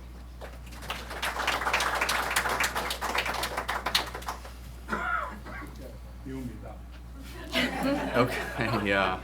Is there any other comments from the public? Hearing none. Yeah, go ahead. I unfortunately will not be here next week due to a work commitment. So I just wanted to go on record as saying that I fully support the proposal that was put before us by the Building Commission. I think after the referendum last time, the public spoke, but everyone on this council, with the exception of maybe the mayor because he wasn't here, has said there is a need for something to be done for our police officers and the folks who protect us and keep us safe. We cannot keep kicking this down the road. You may hear next week from some that say it's the location that's not right. If we go out for the 5th time to see if this building would be a better option, let's wait and do that. At this point, let's do what the majority on this council has said and listen to the people. Put it out, let it go to referendum. We can work together to pull a referendum if you'd like to do that. But I think we need to act on this. We can't wait any longer. Never in the history of the world has prices gone down the longer you wait. Okay, thank you. Since we've heard a lot about it tonight, I think it's only fair that I read the letter that did come to us from the police union. It should be on the record, since we've alluded to it several times, several speakers have. So I will read it. It was addressed to me, and it says, for close to 10 years, Chief Paul Fitzgerald has been working to secure the construction of a new building for the police department. Architects were hired, preliminary floor plans were drawn up, and property was purchased for the facility. The project was taken to referendum last year. Turnout was large. Over 8,000 citizens cast their ballots. It was defeated by a margin of 5-3. Many citizens who voted against the project subsequently told our members that while they understood the need for a new police station, they were concerned about the effect that the high school renovation would have on their household budgets. They were worried about the further strain on their finances that another big building project would cause. We get it. The economy has hit some of our citizens hard. With the recent exception of the petroleum products, the price of everything has gone up. The mere thought of sending a child to college is enough to cause anxiety in the most stout-hearted parent. We pay the same bills and have the same worries. Accordingly, the members of the Berlin Police Union have come to the conclusion that the project should be suspended. We are aware that a number of you are concerned that a suspension of the project would be seen as a lack of support for the officers of the department. Be assured that it would not be interpreted as such. Just as we understand the financial concerns of our citizens, we are cognizant of the burden on your shoulders. At last month's town council meeting, Finance Director Jim Wren talked about the potential bonds that the town would have to take out to fund the project it wants to undertake. $16 million for the police station, $18 million for the community center. Not mentioned was the probable bonding necessary to cover the town's pension fund liability. And all of these potential expenditures come at a time when the state has reduced funding to our town. To say that you have your work cut out for you is an understatement. We applaud Chief Fitzgerald for his tireless effort to bring this endeavor to fruition. We commend the work done by the Police Commission and all other town employees who have been involved with this project. And we thank the citizens of Berlin who voted for and or voiced their support for it. Building a new facility for the police department is the right thing to do, but now is the wrong time to do it. We have a good plan. We have a good piece of property on which to build. let's wait until we can afford to build it. And that is from John Flynn, President of the Berlin Police Union. I believe there was a second letter too, which I didn't see. I do have it right here and So would if- like to read it into the record. Go ahead. Last week, when I learned that our police union leadership was planning on sending the town council a letter stating our members didn't support the new police building project, I told our president that I didn't share that opinion and didn't want to be associated with any letters that stated such. I was disappointed to learn that my request wasn't honored and that language in the letter you received yesterday is written in a way that portrays that all of our members support the position to suspend efforts towards a new police building. I won't speak for anyone else, but want to convey that I fully support the town's efforts towards building a new police facility and appreciate the time and effort put in by everyone who is involved in the project. Okay, thank you. Who wrote So- that letter, please? Yeah, who?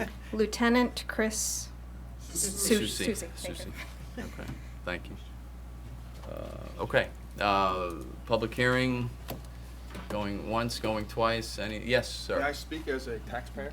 You certainly may. Thank you. This is not as the chairman of the Public Building Commission. This is a 22-year taxpayer in the town of Berlin. I spent 38 years in managing commercial lending and commercial real estate departments for major banks on the East Coast. I've lent billions of dollars in my career, mostly successfully.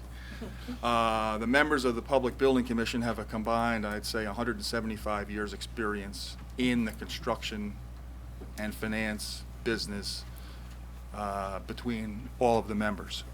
So to say that there was some expertise put into this would be an understatement.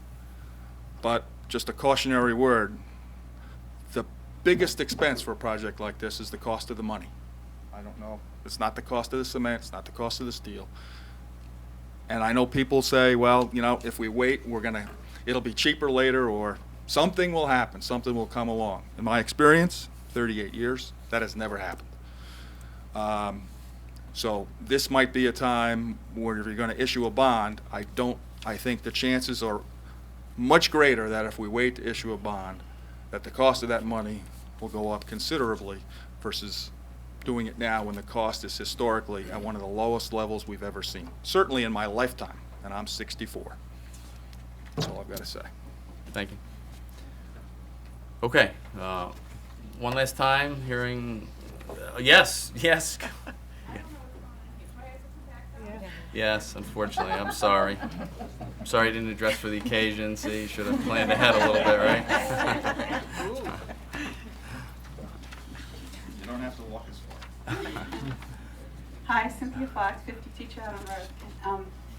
I'm curious, I haven't read anything about what we're going to do with the space that they occupy now. Can we kind of like mention that, like where the money, that's rentable space, so you can offset that a little bit. Okay, yeah, I'm not sure what the plan is for the space when if and when this was approved and they move out. I would assume that Town Hall would expand something into that space. Something to mention, just Yeah. for the public so that they Yeah. understand. Yeah, I mean, there would be some space now in Town Hall there that we could Yeah. expand departments that need more space, whoever they may be. Well, I think there's been some discussion around that possibly. The Parks and Rec Department right now are underneath the library, which I know the library has been itching to get back to that kind of footprint back. So I think there has been discussions, but it's never gotten far enough along to actually make any real decisions. Yeah. Okay. Mayor, I could just Yes, add yes, to that. yes. The capital improvement plan does have some dollars addressed with respect to renovating this building as a whole, and that's that there's some dollars associated with that also. So, but it isn't specific to what would go in there. I know that there's been some concerns in the past with the Visiting Nurses Association in their space. So I'm sure there would be interest in several ways to utilize that space. So, thanks, Mayor. Okay, thank you. All right, so I am now going to call the public hearing on the police station bond ordinance closed. So remember, folks, next week we have a meeting which we will vote on this and the tennis courts and some other business we need to conduct. Okay, so next on the it's amazing we're only on agenda item 1 now, but that's okay. We are on the Yeah, we'll wait a minute. I know the room's kind of clearing out a little bit. No one wants to stay for the rest of it. They've stayed long enough. Oh, I'm sorry. Yeah, they want to get out. Yeah, yeah. There's Pokemons to catch. Well, they're probably busy. We thought they were staying. Yeah, I figured that would probably happen. Maybe we can purchase a Pokemon, some rare one, and put it on the gas station location, pay for it. There we go. Get hits. That's it. That could be. Joe to sit here for an hour and a half.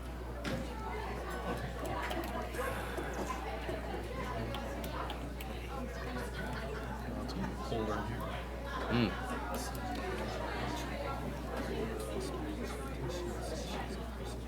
There's a big slap behind the police station. Yeah. Do you play that? Oh, yeah. Yeah, Berlin Okay. Police Memorial. All right, we've had some of our audience of citizens depart, and we are on to agenda item 1, recommendations to the Charter Revision Commission.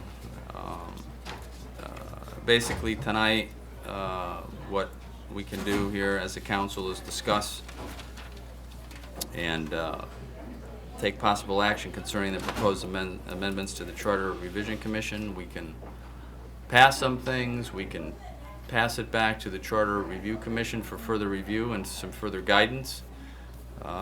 If we pass it back to the Charter Review Commission, I believe they have 30 days from today to go ahead and review what they have done. Whatever direction we might give them, they can review whatever direction we give them, and then they would then send it back to us, and we would, of course, then finally consider whatever recommendations came back and whatever some of the original recommendations might have been. As we have no meetings in August, unless we need a special meeting, then if it went back to the Charter Review Commission, they have 30 days, which would take us to just about the end of August, and we do have a first meeting in September, which would be basically the deadline for the council to make some decisions on what to do with some of these items or all of these items that were sent to us. So that's where we're at. I think probably maybe the best way to go forward with this, because there is a lot of information, and I want to make sure everybody has to say their opinion and what we can do going forward. So I'll probably use the way it was presented. We started actually, I guess, with the Board of Finance. So on that particular topic, if we have comments from the council, and whatever we think we want to send back, or whatever we want to do, we could start with that. So who wants to start? Board of Finance. I'll start. Okay. All right, so I'm apologizing to those who are here tonight. You're probably going to hear a lot of me. So Board of Finance, I think from a body that, in the majority of this body, that would prefer less government over more government, I'm not understanding why we're adding a second layer to the legislative body. When I look at our agenda tonight, this is just tonight, we have, including consent agenda, 21 items on the agenda. 18 of those involve money, involve the budget in some way or another. If there is a Board of Finance, why have a council?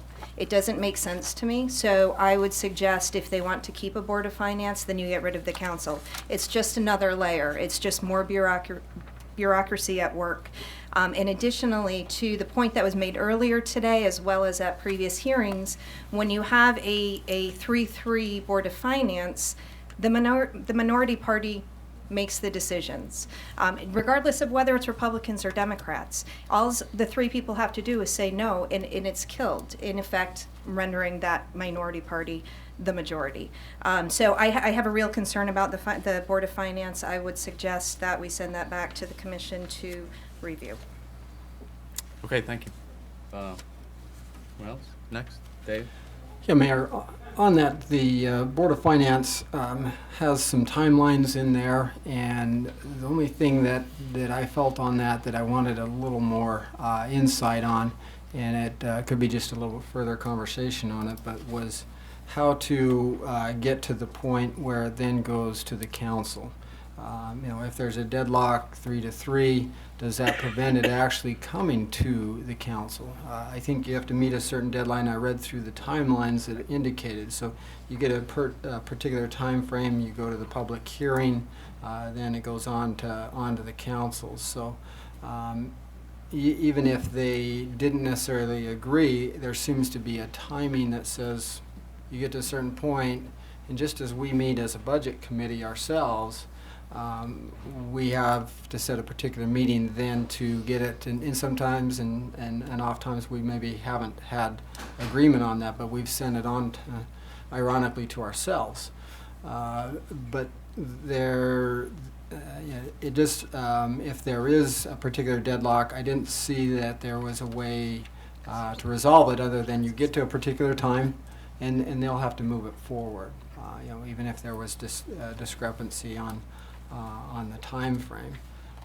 But I felt that one of the things that was emphasized in that is that to meet that deadline, there would have to be folks working together and figure out what the timing, figure out what any particular individual on that board had interest in being able to move that forward to get to the council.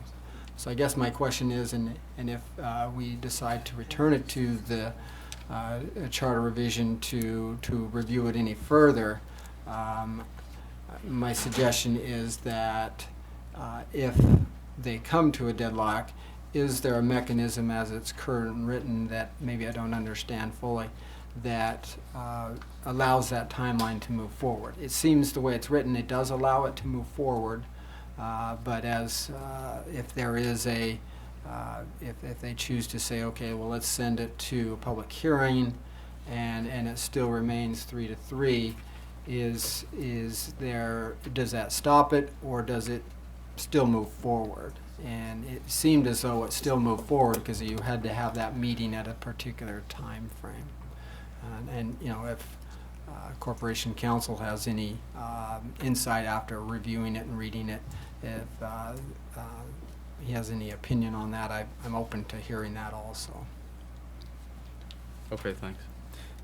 Yeah, I did read through that part of it, and whatever happens with the Board of Finance, but there is a question.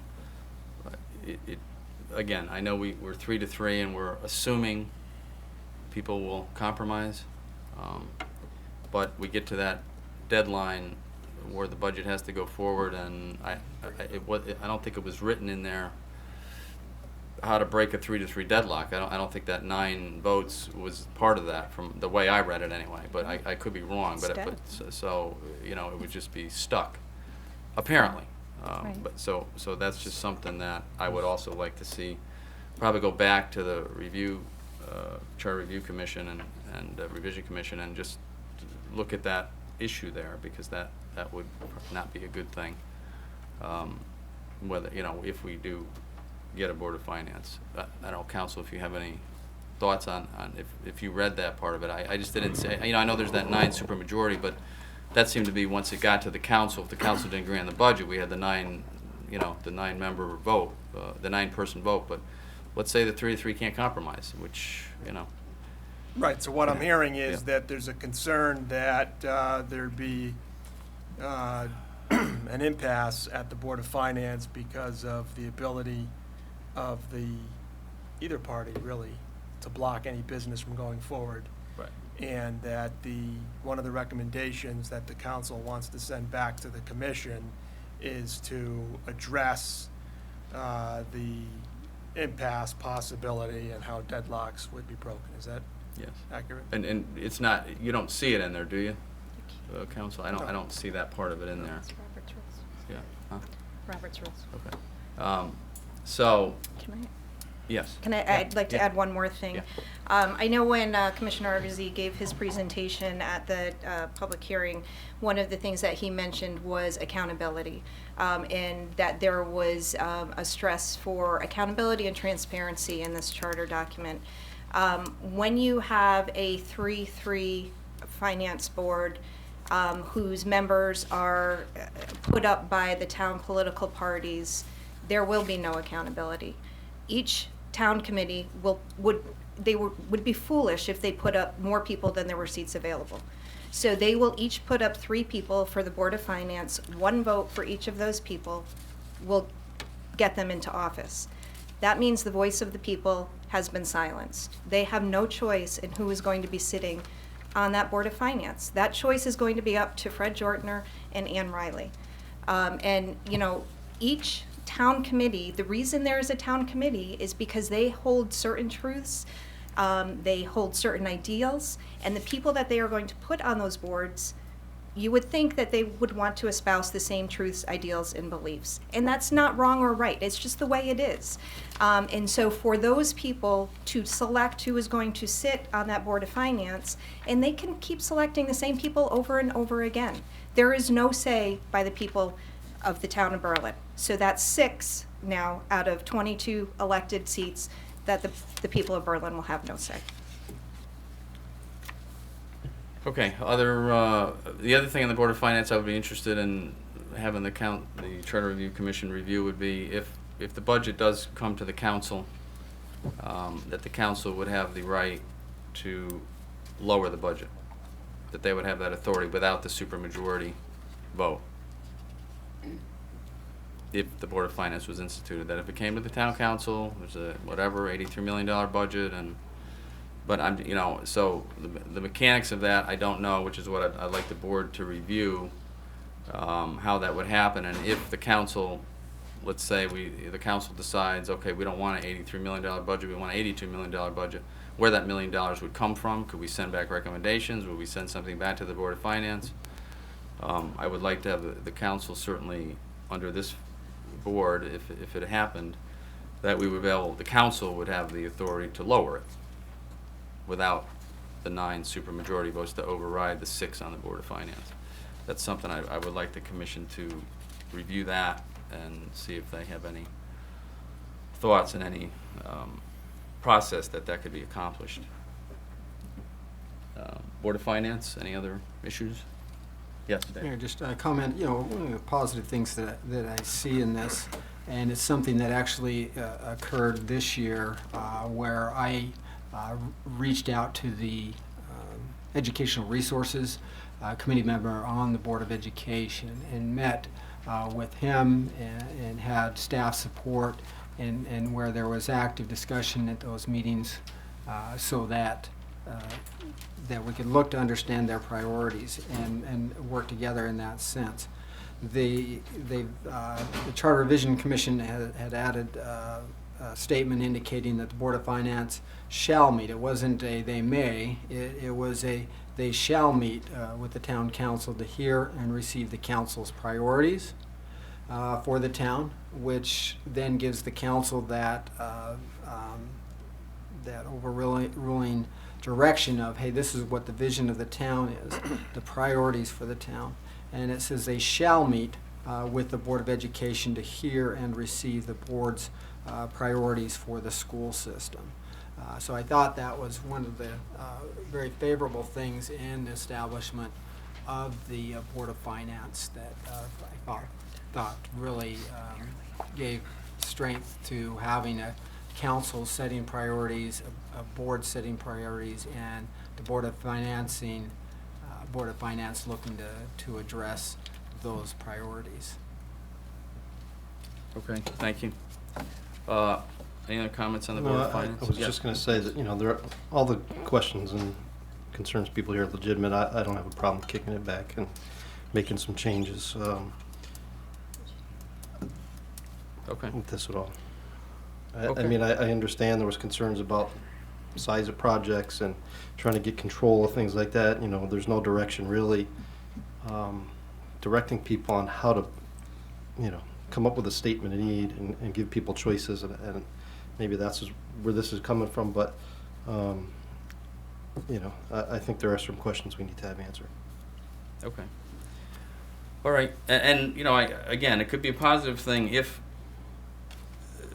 I don't know, certain projects or the charge of the Board of Finance, you know, says certain things that they're going to handle, they're going to look into more, they might have more time to do it, so there could be different ways to arrange this Board of Finance and what their actually primary duties and responsibilities are. So again, that's stuff that I'd just like the Charter Review Commission to kind of kick around some more before it comes back. Okay, so let's move on, and I'm just going to follow how it was presented, and we could vote on the end of all this. The Town Council. So obviously there were some changes there, right? It's again 6 members plus the mayor's voted on separately. What do we think about that? Who wants to start? I'll start. Yes. I'm going to keep on going with accountability. So, town council, mayors voted on separately, which I don't have an issue with at all. But I think my biggest issue is the other 6 members of the town council. Again, each town committee will put up 3 people for those seats. Each of those 3 people gets 1 vote, and those people are sitting on that town council. There is no accountability. The next year, those town committees can put the same 3 people up, and if they get 1 vote, they sit on that council. The simple majority that was discussed by the commission, I'm not sure I understand the rationale, especially if this was truly about accountability and transparency. There is no more transparency because it is done in the back room of the town committees. It just doesn't make sense to me. You know, we may come back and hear people say that, well, people can petition on. In the course of my time in Berlin, only 1 time has someone successfully petitioned as an unaffiliated, and that was Will Watson when he ran with Joe Bajorski and Dan Dilzer when they separated from their prior organization and he got elected. You know, there was someone who spoke the other night who used the term NOMA, I think, non-affiliated need apply. If people are not political, they do not know who the town committee people are. How are they going to get involved? They have to go and ask, can I please be involved? Then they're going to be asked, what are your beliefs? Are you going to vote the way we want you to vote? If they say no, they will not be put on the ticket. There is no accountability with this proposal. Okay. Yes. I think it's also worth noting that if somebody petitions on, their name goes way down at the bottom. And I know in my time running for Board of Ed, sometimes you even had to flip the ballot over to get to the Board of Ed candidates who are all the way on the other side and all the way down at the bottom. So any petitioning candidate is not going to have the same ability, let's say, to get elected the way that a major party candidate would in line A or line B. They're going to be somewhere way down at the bottom, and people are going to have to search for them, and it's going to be a very, very difficult thing. It'll make petitioning on harder. So I think that this may need to go back to the commission as well. Can I just address that? Yes. For a minute? Right now, Councilor Campanelli is very correct that the way the Board of Ed is set up, that it is on the bottom. That's we all know that. But what will happen is if somebody petitioned on, all right, and there's several things here that come into play. You would, right now, the party line is going to be the Democratic, Republican. If there was another party formed, you had Berlin taxpayers properly formed and everything, and they had candidates, they would go, and then the petitioning candidates would go on. So the petitioning candidates would no longer be all the way down. They would be moved up a little bit more on the ballot. The problem that you're going to get into is there's a lot of different things that happen, but if you have, for some reason, 10 people who petition, they will each have their own line because they don't have a party. Right. All right, but again, they will all be on that column, so it would not be as far down as and over in the middle as you see now with the Board of Ed, and I can understand that totally. Okay, just so that you're aware of that. All right, thank you. Okay, thanks. Anybody else on this particular issue, Dave? Yeah, I would just add the comment again. Probably many of us have heard the question of, well, how was isn't so-and-so the mayor, or the number of votes is how the mayor. So, I think the commission really came to understand that was a desire of the electorate to understand that. Whether we do notice in even our own council elections that as over time, or that there may be an increased number of votage percentage going to particular individuals that the electorate feels are doing well or not doing well to represent them. And I don't think that would necessarily go away from this. And I think we hear a lot of that being of a particular political party. I think we're getting some derogatory comments that standing for something is not good. And that's a little disheartening in the sense that if there's a particular way you feel and want to support it, you can turn to particular candidates who can then voice your thoughts and your feelings on that. So, you know, if we do send it back, then maybe there could be some tweaking on understanding of how many could be appointed among those 6. You know, currently as council, we do have you know, the minority representation here is 2 out of the 7. So. I mean, I don't know 3. if there's stomach to adjust any of. 3. There's yeah. Let me correct myself. So, of the 3, let me explain why I said 2. So on a number of occasions, on some occasions where it hasn't reached that as a individual party, where the individual party or group had 3, you know, there may have been unaffiliates as a part of that. So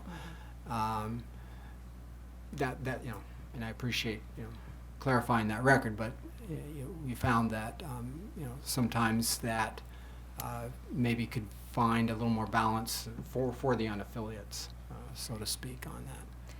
I'd just like to respond to what Councillor Evans seems to imply that I am saying, which in fact I am not.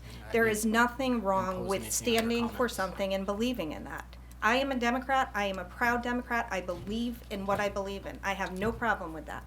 What I have a problem with is the electorate not being able to choose who are their leaders. They will no longer choose. Ann Riley and Fred Jortner will choose because they will run 3 people for the 3 seats that are available to them. And the only, now we're at 6 and 7, so we're at 13 people. People will get to choose the mayor. Great. They'll get to decide who is the majority party. So now we have 1 out of 13 seats that the people actually get to choose. Other than that, the town parties are choosing for them. You guys said in your campaign, you want to hear the voice of the people. Let the people speak. This is squashing their ability to do that.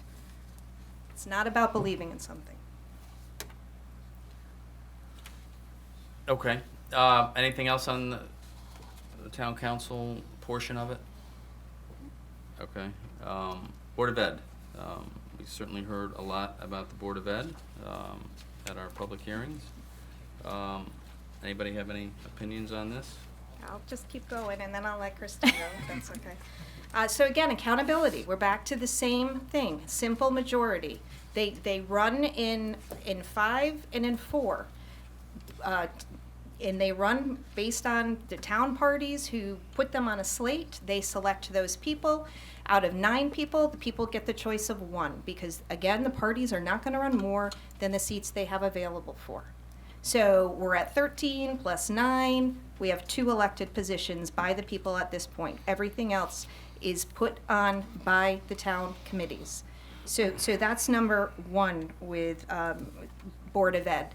There's no accountability there. There is no transparency there. They just keep running the same people. Second is we've heard it, you know, we heard it overwhelmingly at all of the town meetings.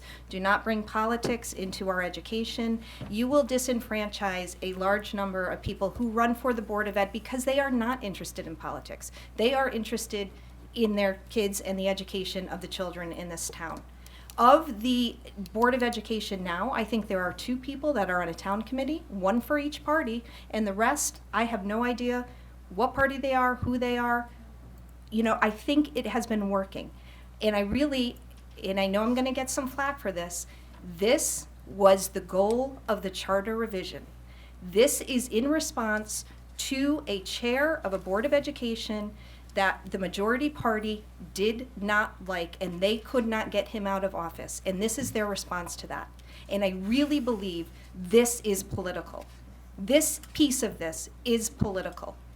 And we should not be playing politics with our children. This needs to go back to the commission for review. Thank you. Yeah, I will say that the Charter Review Commission was bipartisan. They came to this conclusion, I believe, unanimously. No, wrong. Okay. Well, it was bipartisan. They did a lot of hard work. I don't know. I'm just tired of hearing that everything's political, because you seem to say that all the time. I'm trying to get away from saying that, but every decision that seems to get made by the council many times is, oh, it's political, it's political. You're saying it's political. We're trying to maybe improve some things. By making a Board of Education political. Well, every other town in Connecticut is partisan. Many towns that I know of, I'm sure you know of too, have much better school systems than we do. I'm not seeing the correlation with the nonpartisan to partisan. I don't see it, because I see many towns that are partisan have great school systems. And many that don't, that are partisan. True. Right. But many do. So here's my question about that. I did hear a lot of talk about that, actually, since we're the only town that is a nonpartisan Board of Ed. But what I didn't see was statistics to show me that that's a good choice. What I heard is some districts are better. That's true, they are. Some districts also spend more money on their students than we do. If you spend more money, then more often than not, those students are going to do better. They have opportunities to have better technology. Maybe Hartford's a good example of that. We spent a lot of money there. I don't think anybody's doing better, but okay. I mean, I could maybe go with that. So opportunities for better technology, opportunities to pay better teachers to come, because obviously if you're good at what you do, you're going to go where you get paid more. That just makes sense. So what I would like to see is some cold hard facts, some cold hard numbers to show that making this Board of Education partisan is a good idea. When I see those cold hard facts, then we can have this discussion, but I just feel as though I haven't seen any of it. And I think the only argument I've heard to this point is, well, everybody else is doing it, we should do it too. And that's never been a good argument, not since 5th grade and DARE, and not since being raised by my Italian parents. So I think that this is something that we should reevaluate. Oh, I agree, and I agree. I like to see the cold hard facts on the opposite side. Exactly. Why our nonpartisan board is so great. I haven't, in all this discussion, I've listened very intently. I heard nothing about facts. I heard what a great job we're doing, and again, I'm a product of the school system. My son's a product of the school system. I think we're doing a great job. Don't get me wrong, but I don't see. I didn't hear any cold hard facts either way. Honestly, I would agree with you, but I don't hear it on our side, on your side either, as far as nonpartisan, how great the Berlin school system is, and that it's pretty good. But where's the numbers there? And maybe we will send that back to the Charter Review Commission to give us some numbers. Either way. The Board of Ed, I know, has presented numbers, and I know, sitting on the board before I came here, that every year I sat on that Board of Education, we received a CABE Board of Distinction Award, which is an award for boards who do outstanding work. We were one of very few who received that award, and we received it every single year. The other boards that received it are partisan, but they work together. If you want to make a board partisan, there's no way to guarantee that people are going to work together. But that's something that you will hopefully get if you choose the right people, but you can't guarantee that you're going to do that either. So this seems to me like we're throwing up our hands to chance and saying, okay, let's just have at it because we've decided that we don't like this. No, and again, I think we have to realize that whatever happens here, whatever the council decides, if I mean, a lot of these issues, to me, this one in particular, needs to go to the voters. I think they need to make a decision if we all decide that. I think I'd like it to go back, but yeah. Awards are great. I've gotten a lot of awards. I've given a lot of awards. I'm sure all of us on the council, all of us in the audience have done that. But again, they're not cold hard facts. They're awards, and I get it. We've done some good stuff. Again, great school system, but I haven't seen any numbers. I've seen nothing to, Berlin school system, everybody, I mean, everyone likes to pat themselves on the back, so do I. But let's see some numbers, because the argument to me is just back and forth. Wow, we can't have that, we can't have this. 92% of our graduating seniors go on to college. That's better than a large number of other towns. I posted some facts on my Facebook page about the the number of students who take AP classes in Berlin, the Board of Education received the AP honor roll because we offer so many AP classes and our students are taking many of those AP classes. We've expanded our course offerings in the last few years, allowing more UConn ECE classes. We've even allowed classes that we don't offer just through UConn for college credit, like through Tunxis or Middlesex, those places. So that was an expansion of things offered, choices offered. And that's all great. And again, I'm not saying it's bad, but How are those not facts, though? Mayor. No, they're facts, Mayor. but the partisan boards do the same thing. I don't think just because we Right, but show me change which partisan. ones do. We're the Avon, only Simsbury, nonpartisan- Glastonbury, they're all partisan. They're Did not they cons- get an award for No, AP honor roll? So, Mayor, for let me, AP honor let roll is a me fact, interject. You know, so- certainly there should be, you know, some correlation. You know, if you say, okay, well, we do 90%, 92%, then, okay, how does that represent, how much is being done by partisan versus nonpartisan Board of Eds? And maybe you go to a broader sampling of that. Maybe it's outside of the state or something. But Okay, fair enough. there needs to be some correlation. We name all sorts of figures, but in relative to what? You gotta tie those together. And I don't think you're certainly offering some statistics, but let's do that comparison and correlation if that's where folks want to go with it. I'm just I trying would to like make to a see it. logical Yeah, discussion absolutely. with what we're trying to present here. Mr. Russell has some comment. Isn't that the job of the Charter Revision Commission? I mean, if they're looking into change, why didn't they analyze both systems and come out with what is the best for our kids? To be at this late hour, and I don't mean tonight, I mean in the system, I think there should have been some rationale given as to why they chose that. And I didn't see any, and I think we should move along. I do want to, the rationale given from Chairman Argazzi was accountability. It was accountability. He felt that this would make them more accountable. In fact, what they have proposed makes it less accountable. So if it truly is about accountability, then maybe you go back and you look at doing the whole board being elected just like the council is at the same time. That is true accountability. You get them all out if you don't like them and get new people in. Right. You know, there is no accountability the way it's structured right now. So if it truly is about accountability, then I think there needs to be something done with this 5-4 setup, because Republicans and Democrats will keep putting the same people up and they'll keep getting elected. No accountability to the townspeople. Just to follow up on that, I was looking at Southington, they're partisan, they're all up for election in the same year, Right. coming up in 2017. So maybe that's something to Maybe look that's at. a change. And Right. the last thing I want to say is, we keep hearing there's no politics in education. Well, I think that's not true.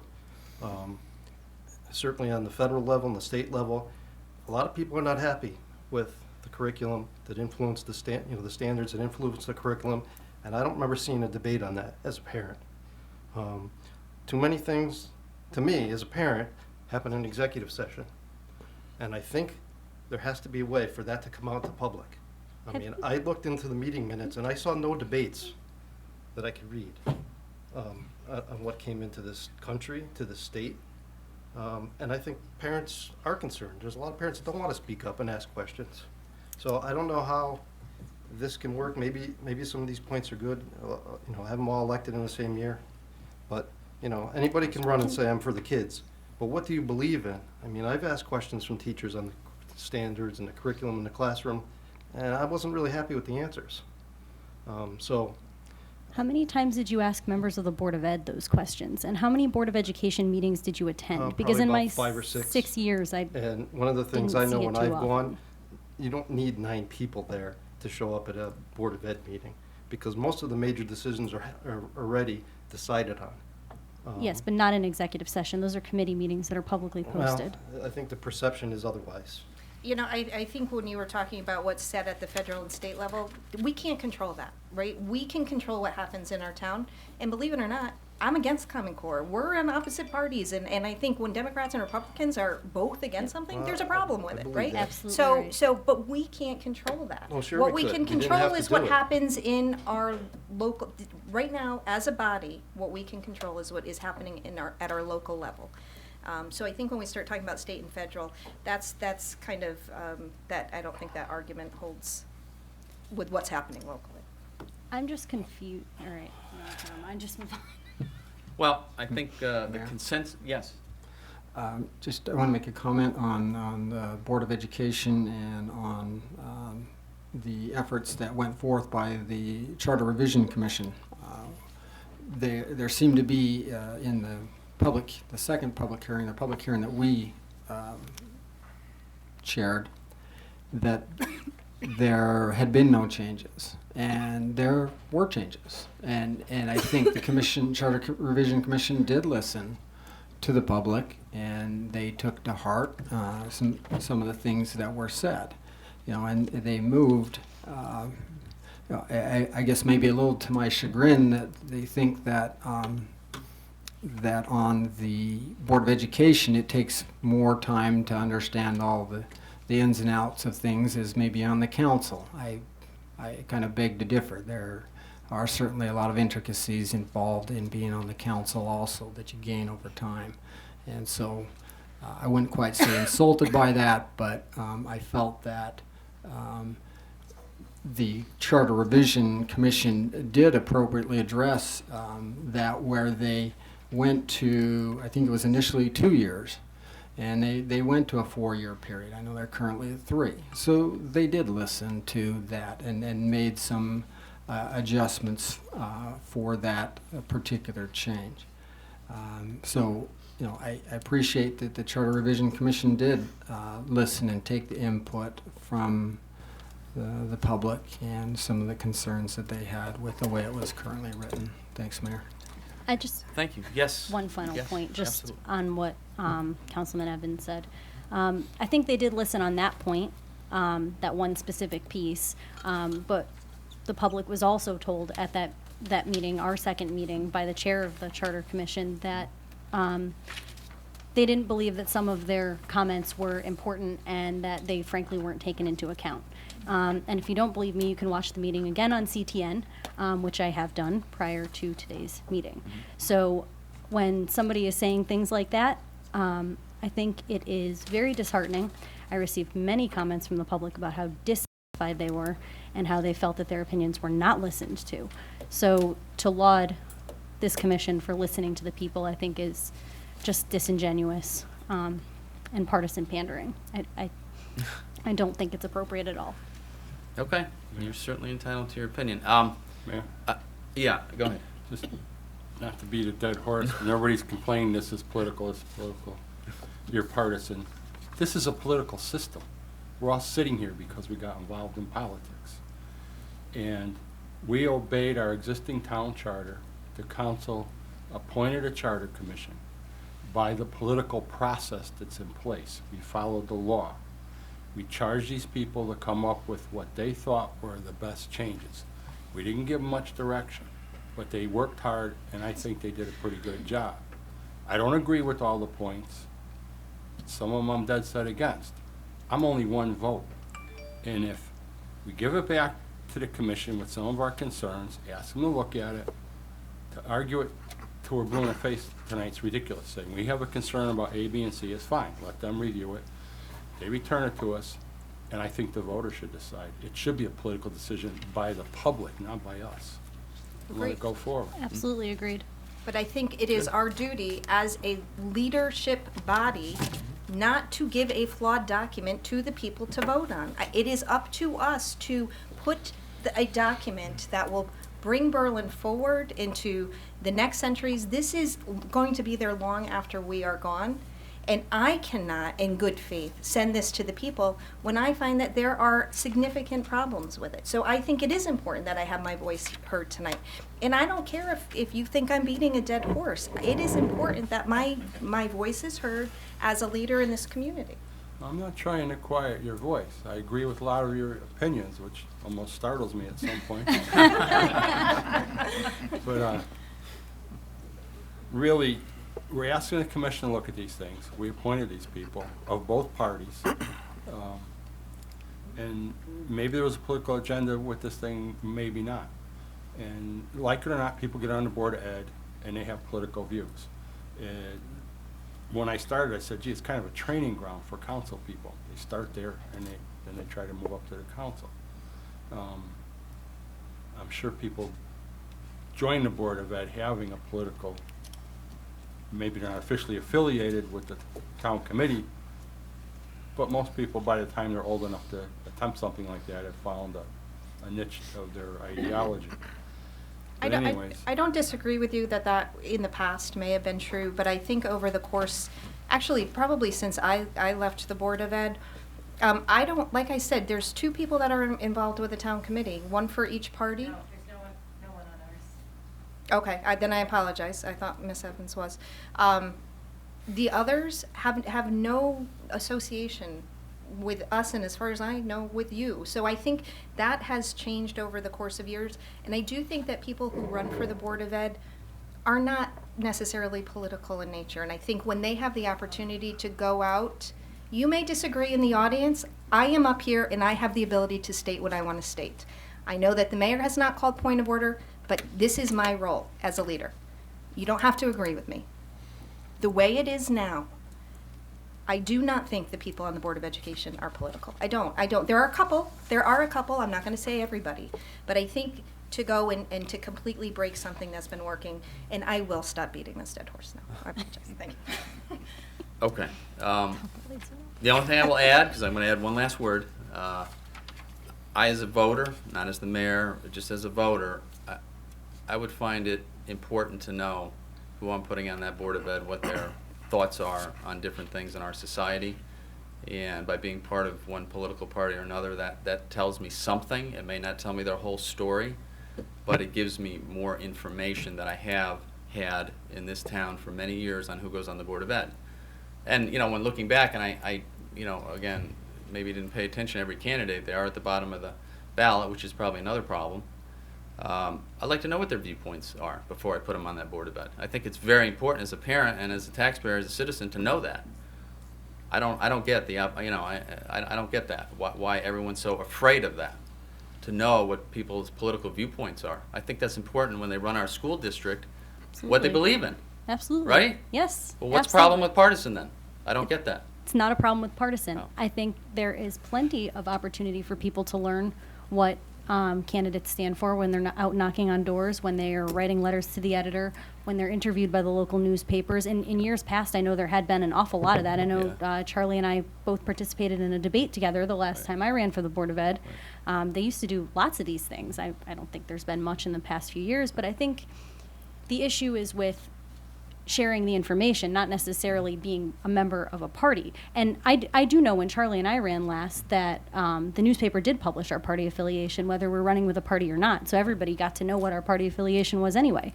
Not to mention, these days, if you Google search anybody's name, you can find out the date they registered to vote, where they vote, their home address, their telephone number, and the party with which they are affiliated. But so you know, that's fine, but I did hear one word up here, disingenuous. I got to say, one of the things I heard in all the comments was, from several people who spoke on behalf of not changing the Board of Ed, was, oh, we didn't even know what party we're with. Stop, please. I mean, talk about disingenuous. Several speakers said that. We never talked about politics. We didn't know what party we were with. In They Berlin, don't. you don't know what party you're with? Oh, come on. other than the fact that it's published in the paper, I didn't talk politics with Maybe you anybody didn't I talk sat on politics. the Board of Ed with. I ever. suspect you knew, and if you didn't, you didn't. Maybe shame on you then.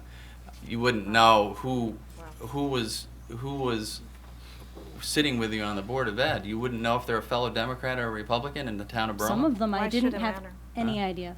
No, it doesn't matter. The public, some of the speakers made it an issue that they didn't know who each other were. I just think that's ridiculous. Like I don't know up here who you are. I know we I ran said the we ticket. run on a slate. But I know that. But I'm saying that you would certainly I know. sat with two Political people who I body. didn't know what Right, their but what if their people party are on the affiliation Democratic was. Town Committee or the Republican Town Well, yeah. Committee, and Yeah, you're you and would you're know. on that board, you know who they are, right? I mean, Well, I would know think if you they're would on know my that. town Yeah. committee, yeah. Yeah. And many of them were in the past. But Yeah. I don't know if members of the public knew that. Let's move along. So, you know, I just think. The newspaper published our party affiliation, so Mayor. Google search, I'm Okay, telling you. let's move on. Listen, Mayor, well, yes. there is some language in here that I think we just should hear under the Board of Education. It does say, under the Board of Education establishment, you know, and it gets through, once it's established, then at that point, it's provided that no more than 5 Board of Education members shall be of the same political party. So one of the key things I started asking about was the unaffiliated, or those that petition, whether they could be of any party and unaffiliated. So it's saying no more than 5 of a particular political party. So it could be five Republicans and 4 unaffiliates, and it could be 5 Democrats. It could be it's giving some unaffiliates some more say than I think they've had in prior times. Okay. Mayor, good. if I And- could, and- not to interrupt you, but yes. it's very important that the council set forth in a clear and concise manner to the Charter Revision Commission what exactly the recommendations are. Okay. And I don't think, with all due respect, with regard to the first 3 topics that have been discussed, Board of Finance, Town Council, and Board of Education, Right. that I've heard any consensus about what recommendations the council wants to send on to the commission. Right. So perhaps before we go through the next Recap them. 6 yeah. or 7 topics, We can. 6 or yes. 7 hours. No. you may want to go Hopefully the back rest and aren't see as if there's a controversial. consensus on each, so that Yes. the report is clear. We can Thank do that before we move on, that's fine. All right, so, we're at the Board of Finance. My opinion would be certainly, I have a concern with the breaking the deadlock 3 to 3. There does not seem to be anything in there that breaks that deadlock. If we come that date, that magic budget date, and they can't break the deadlock, what happens? That's a very big concern. I had a couple other things here. I can't read my own writing. One was to have the council have the power to vote the budget down, to lower the budget. To lower it, and perhaps some direction on if we voted that down, if we just said, well, we want to lower it by $1 million, I'm just making that up. What direction can we send back to the Board of Finance? Can we line item veto things? Can we just say, cut it by $1 million, your choice, Board of Finance? I just think that needs to be fleshed out if this goes forward, whatever happens to it, but there has to be some more, I think, direction from the council and a little bit more authority from the council to the Board of Finance. Those are my 2 issues, so. I think my issues were, what's the point? I just need some rationale behind adding a layer of government from, people who I think would like to see less government. So what is the benefit of having a Board of Finance? What does that leave the council to do, really? I mean, 20 out of 21 items, 18 of them had to do with money. So either do a Board of Finance and don't do a council, or do a council, and I just need a little bit more understanding of where the benefit of having a Board of Finance comes from. Okay.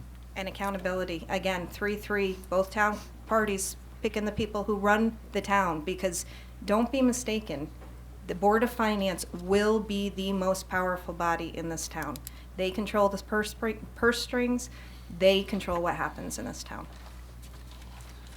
Okay, anyone else have, Those are good questions. some other? Was that Board of Finance and Council together? No, we'll do the council next. Yeah. Okay, all right. Yeah, I mean, mine sort of went into the council, but. Okay. Yeah. No, I was just confused. Just we- trying to yeah. keep it straight. I think So- what, all right. Kristen, you weren't at the meeting. Right, What he's following is the layout that was done. got it. Yeah, I'm just kind of. That's the presentation that they gave at the other few meetings, Yeah. right? Yeah, I'm Okay, just trying to yeah. go by, Yeah, so we that's all right. kind of go through it From memory. somehow in a regular manner, so. Okay, so that's the Board of Finance. So What we just got here? not to interrupt you again, but Yes. so the consensus of the council is that with respect to the items that were articulated by 3 council members, Yeah. those are the recommendations that the council wants to send back to the Charter Revision Commission? Yes. Is that Yes, the consensus? Yes, is that the consensus? Sure. Yes? Yeah. Yes? Wants to be to Okay. do away with it, Yes. but yes. Well, I'm not gonna that's get a- that, so well, yes, I just, mean, that's fine. Yeah, Yep. yes. Okay, we all good? Yep. Okay, so, town council, what did we have on that? My suggestion would be to go back and look at the simple majority with the mayor being the tiebreaker. Again, no accountability. 3-3, each town committee chooses 3 people that's gonna sit on the council.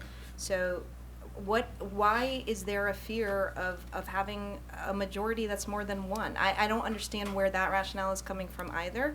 Is there a concern that you may not be in the majority party for, a long time, and so this is a way to solve for that. I don't understand why there is a fear around letting people make the decision of who they want to lead their town. Okay. I'm not sure what that charge actually is, but it's just a concern the with the three, recommendation? with the recommend, I mean, the Recommendation is to do away with the simple majority of town council. Okay, great. Can I ask Yes. a question on that, Mayor? Is that saying, speaking of the majority, the number of majority, the most, I mean, you could either ask Leave them it to the look way at. it is now, 5-2, with the mayor being one of the 5, or whatever. You can have up to 5 people. I mean, I don't get where the fear is around that. Why would you change that? I don't understand. Other than that, there's a fear that you're not going to hold the majority for a period of time. I don't understand it. The other strange thing is the mayor could be in the minority, the way this is set up. Well, actually, no, Well, they right. can't because it's 3 and 3, but. That's why, Right. because of how they wrote in the mayor, they had to make it 3-3. Right. Do we have a problem with the mayor being elected separately? No, I don't have a problem with that. I just, there should be a way to choose the others. Well, Uh, Mayor, let me just, Yeah. interject that, and I don't want to invent too many options, so to speak, but again, back to one of the comments I made about the selection of the mayor, a lot of folks had concern as they come to find out, well, it wasn't really by the people, it was by the council members. So if there was an investigation into just putting it back to a simple majority, if it was to go that way or any other way, is there a way you would make it so that the mayor's elected or is the highest vote getter? That's what I hear consistently. Yeah. That it could be the highest vote getter in whether it's a simple majority or a mega majority, or I don't know what the right terms are for that, but to some degree you get to the same thing as if you had 4 and 3s, where the highest vote getter, and maybe this is what some of you are getting at, is if, okay, so say the highest vote getter was not of the majority collection of council members, if that's of an interest. I'm not sure. It seemed like there was some consensus that that the mayor should be top vote getter or elected separately, one of the two. My understanding of what you're saying is that you would like the simple majority to be reviewed and that you're not opposed right now to the mayor being separately elected. Is that correct? Right, What and I everybody's know saying? there's other towns that have the mayor separately elected with a council form of government. They're part of that council, so maybe if they can look at, maybe Newington, Rocky Hill. Yep. I'm not sure, but, I know there's other towns out there that are doing it, and I know that they have more than a simple majority in some of those towns. So we'll send that back with that. And sort of this, the other issue with the Board of Finance, I mean, that's sort of a council issue too, as far as the authority with the town council to override a high budget, to vote down a high budget. I mean, that's, I guess, under the Board of Finance section. It's really not. You're talking about outside of the joint board Yes, context. yeah, The town council just the town overruling council the Board could- of Finance as yes. the fiscal authority of the town. As to lower the budget. And how would we send that back to them? What direction could we give? Could it be line item veto? Line Could it item or- be yep, percentage have of that. budget? I just, if they would explore that a little bit more, that might help to alleviate some concerns, possibly. Okay, we good with town council? We have a charge back to them? Board of Ed. Board of Ed. Everybody gets one sentence. Yeah, right, okay, yeah, maybe one word, maybe, I don't know, but, No, I think we all said the same thing, but we wanted a quantification. I mean, why? Why? Show what a nonpartisan board stacks up against a partisan board. I mean, we want some of that. Yeah. I That's agree. what I heard. I agree, and you know, maybe, I don't know, maybe if it's more accountability, I will agree that maybe we vote them all out every year, I don't know, or every 2 years, all of them. I Right. don't know, if it's partisan. Yeah, and I Let's don't have say. a problem with the 4 years. I think that was the change that was made. That But do was them it. all at once. Yeah. And again, I'm gonna go back to the simple majority. It's the same thing I've been saying. People get an opportunity to elect one person. Everybody else is just who the town committees want to put on. So if they could please review that thought of about a simple majority, it limits the voice that the people in town have, and that was a campaign promise that you guys made. Right. All right, so, anybody else? No, I agree with that. Can I just add something to the town council thing? That the Charter Revision Commission would look at the years of service, just like the Board of Ed. Maybe 2 years is not enough. I don't know. I just want some clarification out of that, of other towns. Is 2 years the norm? I don't know. Talking about terms? The term, yeah. No, you're talking about, yeah, well, the length of, so like, as far as elected. Yes. So instead of being elected for just 2 years, be elected for 4 years? Maybe 3, maybe 4, I don't know. Just I don't know get some what the- clarification on that. What's Different terms for Length each of term? person? Yeah, the length It's- of the term. It's the same thing as what they're proposing right now Okay. for the Board of Education, that it would go to a 4-year term, but it's staggered. Well, stagger, they're all 4 years and they're out after 4, I don't know. I mean, Right, or But now three. you're Yeah. saying that you You want know. them all at once. Well, it's a Right. thought, it's a Let thought to go them- back, yeah, right. let them go You know, back it's and look at that and we'll get some answers back. So that and also the partisan nature of the Board of Education. I'd Partisan like to nature. re-examine why we're going to a partisan board and hopefully take that proposal out. Okay, and I think that flows to, hopefully the quantification of Right. partisan, nonpartisan, what does it matter? Yes.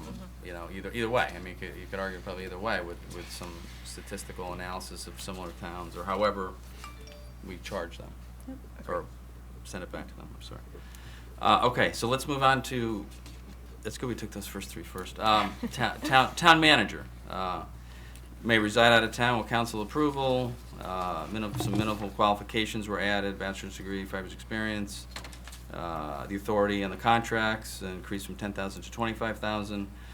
And this is just a summary, obviously. So it clarifies the manager may remove department heads with or without cause, clarifies differences between interim, temporary, and acting manager, requires manager to recruit and advertise for prospective commissions, members of boards and commissions.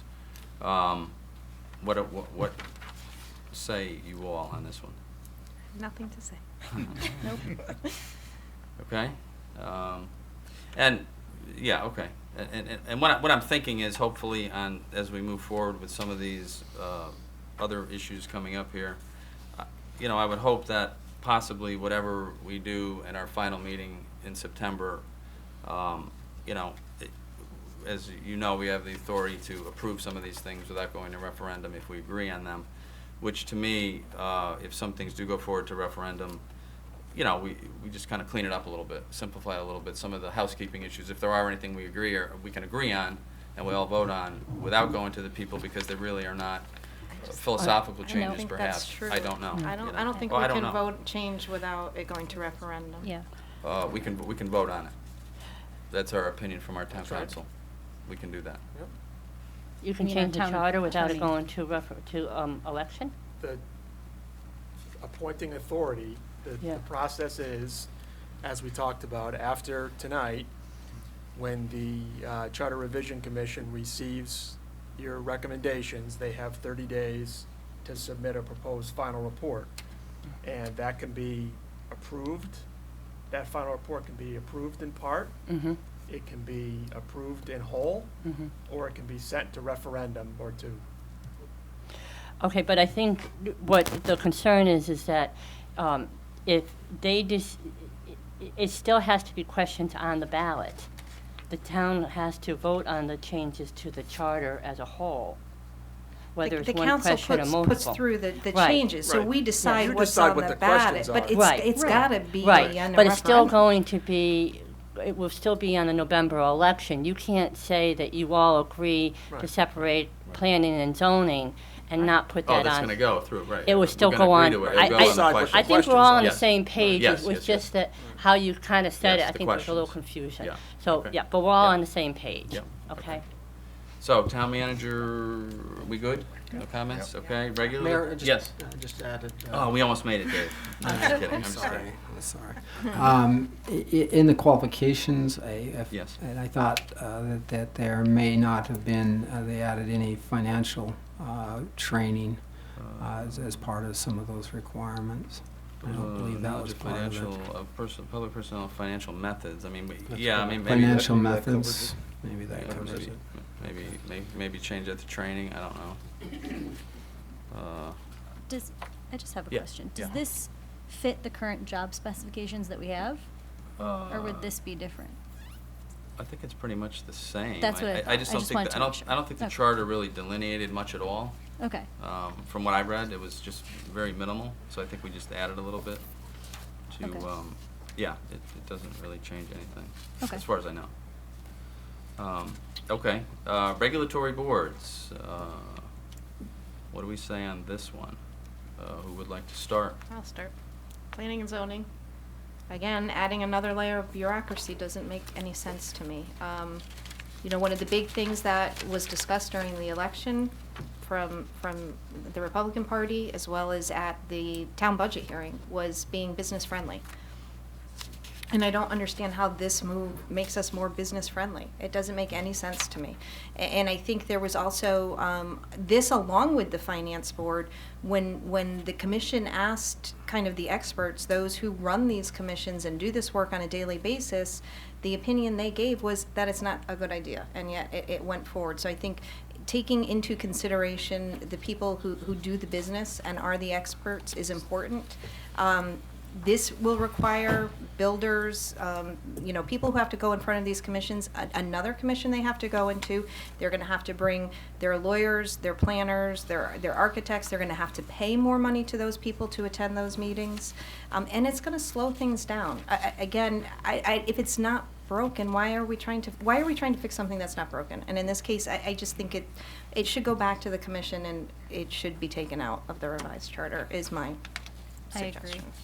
Yeah, after 16 years on planning and zoning, I would say that I did make a impassioned argument to our Charter Review Commission, and I know they had a lot to consider. That I don't think it should be separated. There was one member that had been on, I guess I don't know which one he was on, Planning or Zoning Commission, in the back however many years ago that was, and he felt strongly about it, and I give him credit for his beliefs, but I think, having been there for 16 years, I can't even imagine how it worked as two separate commissions.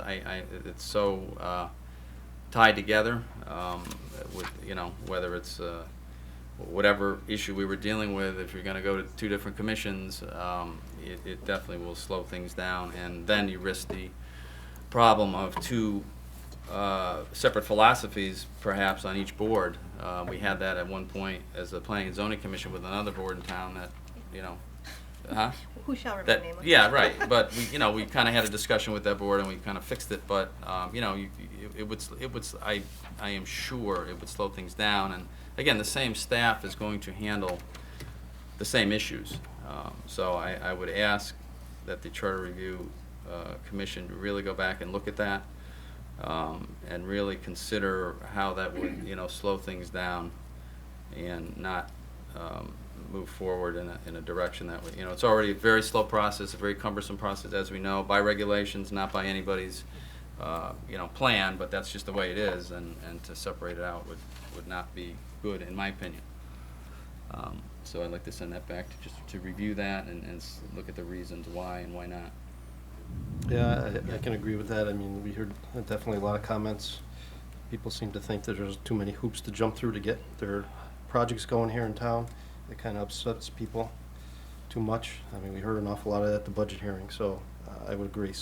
Take another look at it. Dave?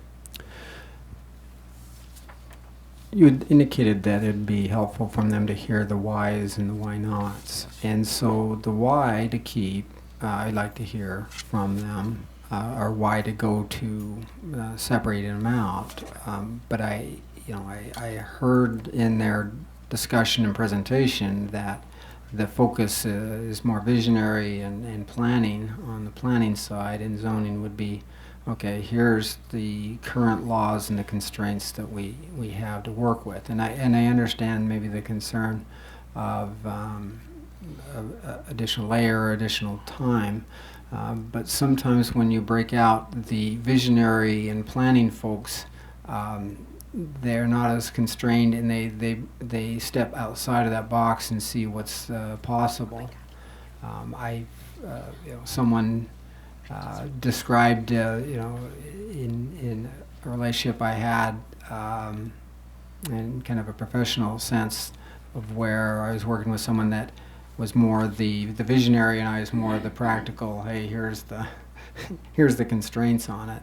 That and I didn't really, it was I wasn't attuned to being able to shift over to that, to that visionary. I've learned to be a little bit more that way. But if there's some strengths in that area and they've seen some productivity where they've gotten past some roadblocks that have been held by a single body, that is, some folks have described it as a hen watching, or a rooster watching the hen house. So if there's some, and it's maybe a very bad analogy at this point in time, but if there's a way that they, if there's something we missed in the presentation that brings that out, again, a counterpoint I'd be welcome to listen to.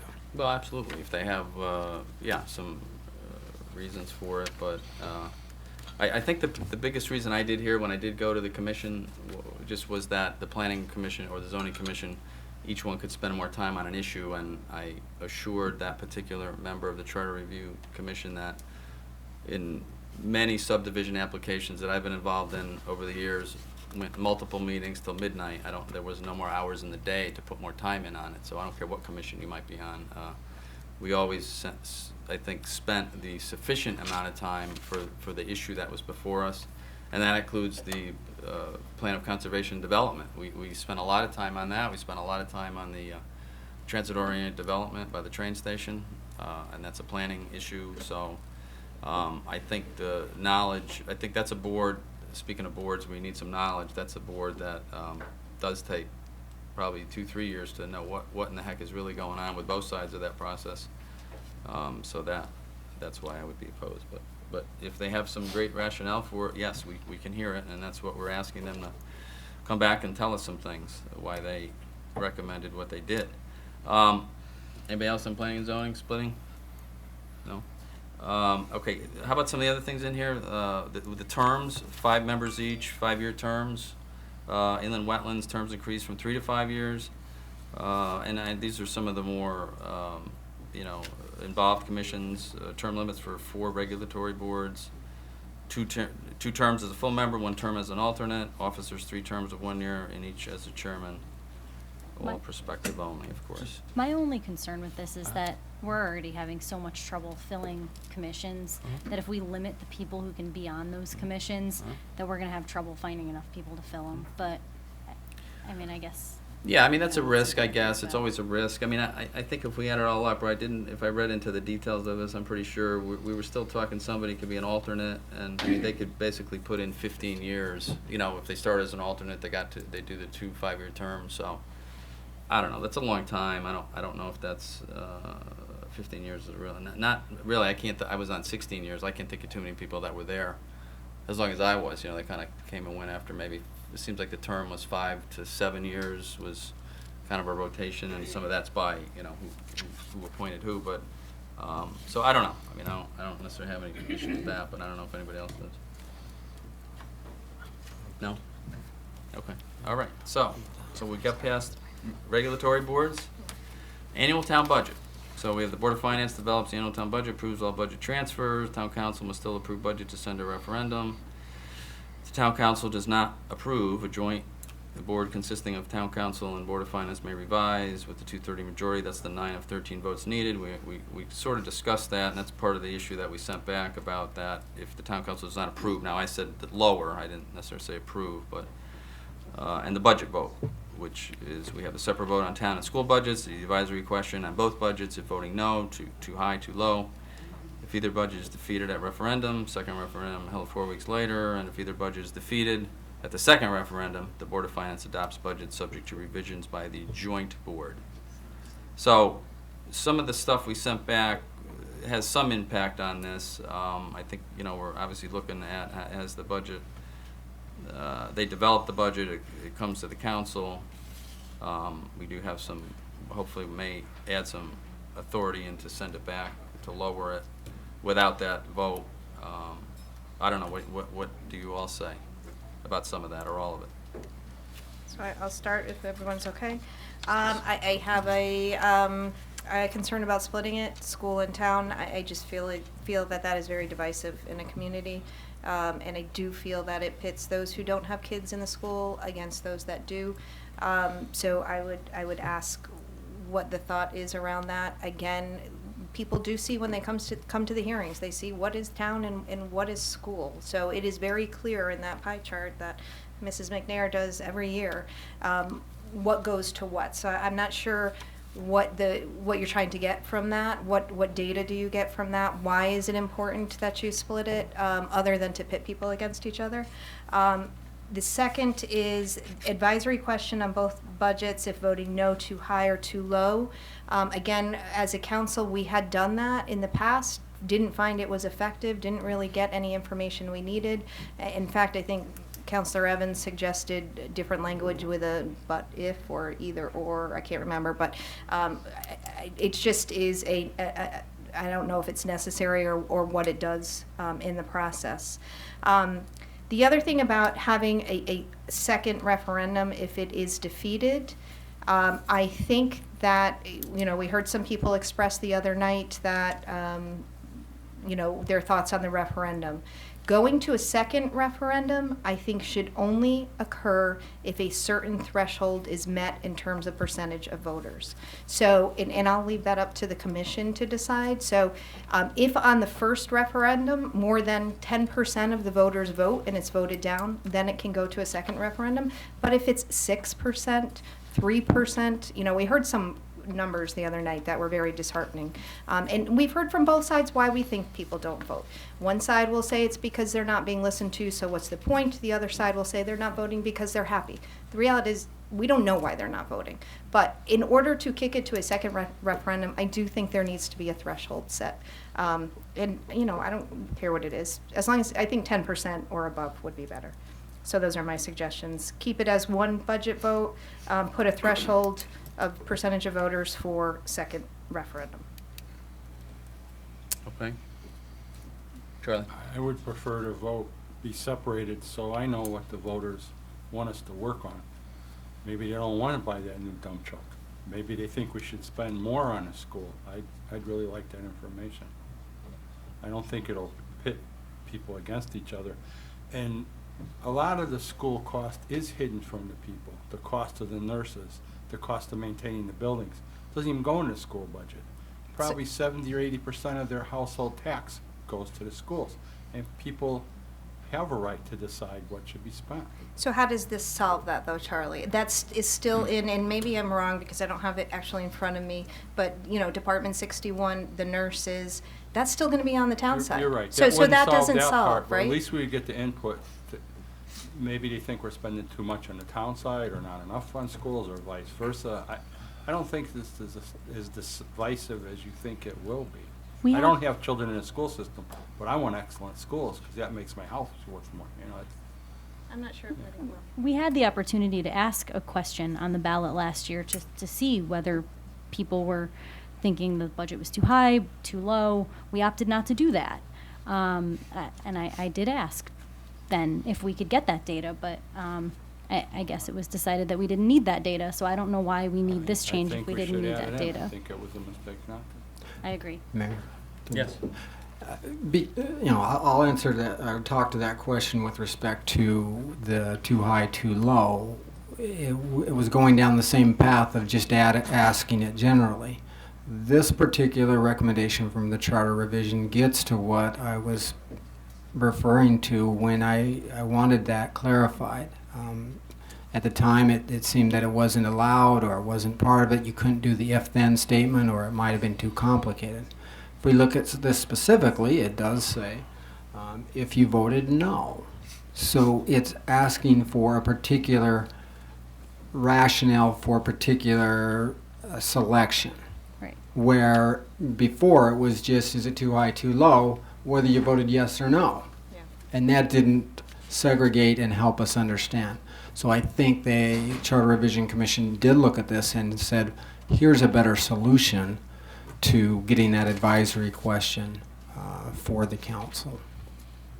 Then I'm okay with, I think that makes more sense to me, but I would still like to see a percentage threshold put in here for a second referendum. I agree.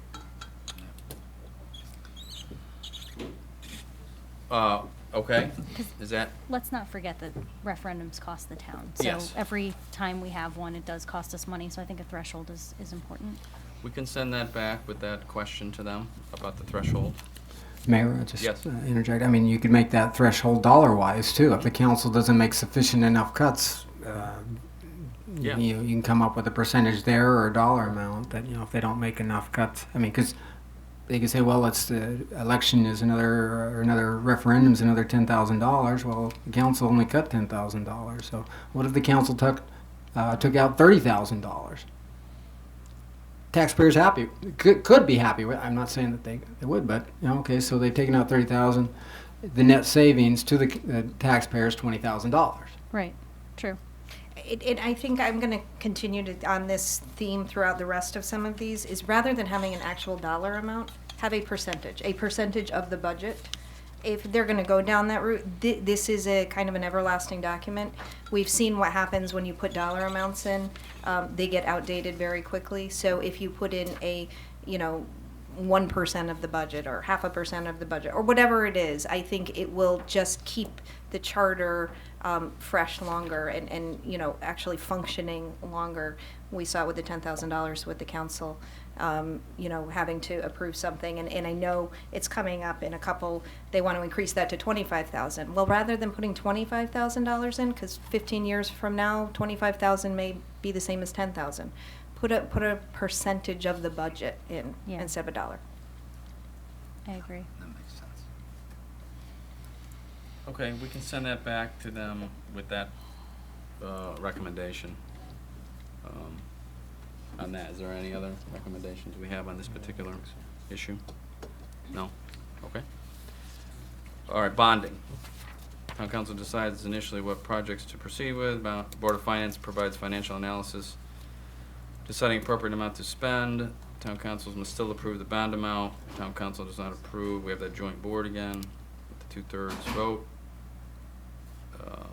Any bonding over $5 million automatically goes to referendum. Any bonding of $5 million or less goes to referendum if the council votes to send it or if a petition is filed with 3% of the electorate.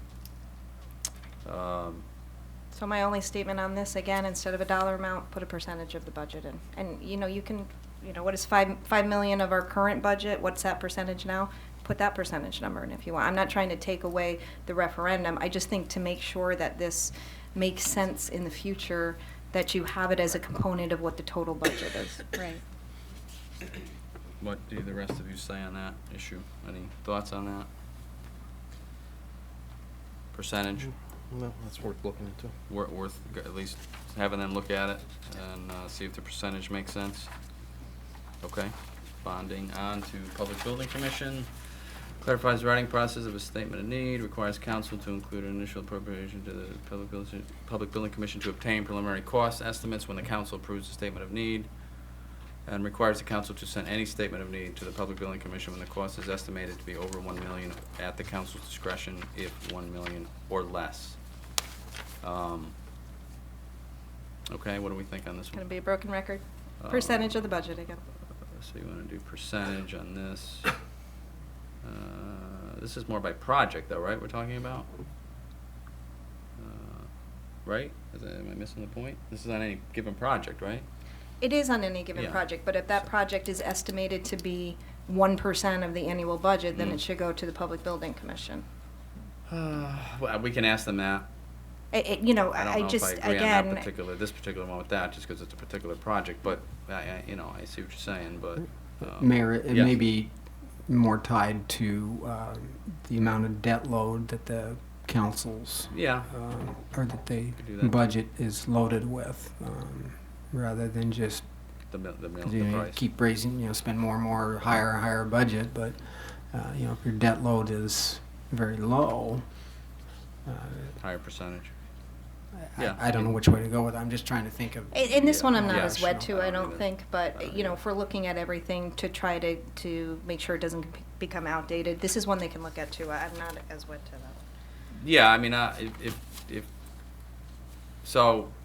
We're just asking them to take another look. Yeah, We're not right. saying We're we just have gonna to do take a it. look at that. I don't know if it doesn't sound like anyone up here has any strong feelings either way. So if there's some rationale they want to send back to us why they did it this way, or why the other way maybe is not the best way, we will happily hear that and include it in our decision-making process.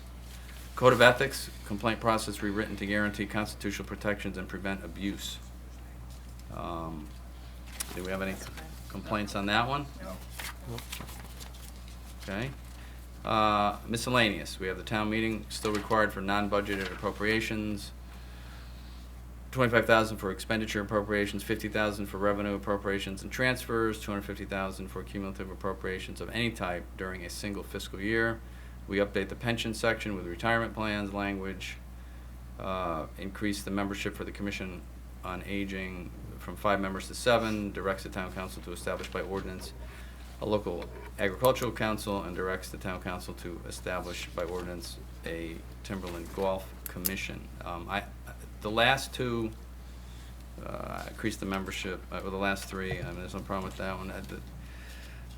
The Agricultural Council and the Golf Commission, there may or may not be a need for them. Don't know yet in my own mind, my own opinion. I would prefer not to have this involved in the charter review issue. I'd rather that the council ourselves debate that, and we can, as a council, either decide on those commissions either way. That would be my opinion. I agree. don't know what everyone else thinks. But I agree. No, I agree. So we would send that back to have them just look at that and perhaps take that out if that's sort of our recommendation from the consensus I hear from everyone. Okay, and I know that was based upon people that came to their meeting, so I know they're trying to include everybody in, but I just think the council, we understand the need for the Agricultural Council perhaps, and perhaps the Golf Commission, so we can certainly put that on our agenda in the upcoming meetings this year. Everything else okay? I'm gonna, Yes. again, I'm a broken record, Yes. percentage of the budget. The percent, so you just Yeah, want percent, so. just because it becomes outdated very No, I quickly. get We you. struggled with Things that go up. $10,000 for Yeah. a long time, or Yeah. having a public hearing that nobody comes to for a low dollar amount. So it makes it more relevant, I think. So we will tell that to the Charter Review Commission, everything that you have said, in whatever you have sent us that, talks about amounts, look at percentages if that makes sense, and then just see what you can come back with, on all of that, whatever's in all of the revisions. I think we'll just make that blanket statement. Some may make sense, some may not, and you can tell us, each way. Okay, miscellaneous, continue, eliminate requirements of annual town report, makes membership and appointment process. Language for all boards and commissions in the charter uniform, streamlined, requires new commission members to be provided with important town documents, and encourages additional education in support of their duties. Okay, what do we think? Go ahead. I'm fine All with that. for ethics. Huh? I'm all for ethics. Everything's good with all this? Yep. That's right. Okay, so there's nothing back on the miscellaneous, other than the the Ag Council, the Timberland Council, and of course, it's included in the percentage, when we're talking about dollar amounts in it. So, we have some, I hope, clear, do we think so, Mr. Counselor I and think Mr. so. Kate? We have some somewhat clear Seems like direction? there's a consensus on what you're looking for the commission to consider and what your recommendations are. Okay, good. Hopefully it's clearer than mud, I hope, but let's try, we'll try our best. If we're done with that, Yes, I think we are. Are we done with it? I'd like Yes, to we are. ask the town manager, is there anything time sensitive left? Or could we put them on the next meeting? I'm fading. You mean on the entire agenda? The rest of the agenda. Oh, for Yes. next week? Yes, Oh. because this is Jim Wren's last meeting. So I think he would like to discuss the ethics Oh, yes, the ethics. Yeah, we should. Yes, that we should do. And also, Two, three, and four. he's saying 2, 3, and 4. Okay. The ordinance and the, well, and I don't know about the piping. Which Or one? the other problem is Oh, the the garage? tennis That one may not courts. be as, Well, They're let's gonna go be through. pretty fast. All right, I don't let's we can disagree get with there that. We fast could, and we could slow. try, I'll talk really fast. Hang in there. So Rachel will poke him in there, and you know, when you see him I- really going. I know. Combine some of these. Okay. Get rid of All right, that. so let's I know. we'll try and move through this quickly. We know the rest are Alright. relatively, well, I shouldn't say that. I I'll won't talk even say really it. Relatively mundane, but nothing Ever relatively. is. No, I get it. Well, I'll keep my mouth shut. Okay, so the ordinance amending an ordinance appropriating 700,000 Yeah, for. that was the subject of the meeting, the Right. public hearing.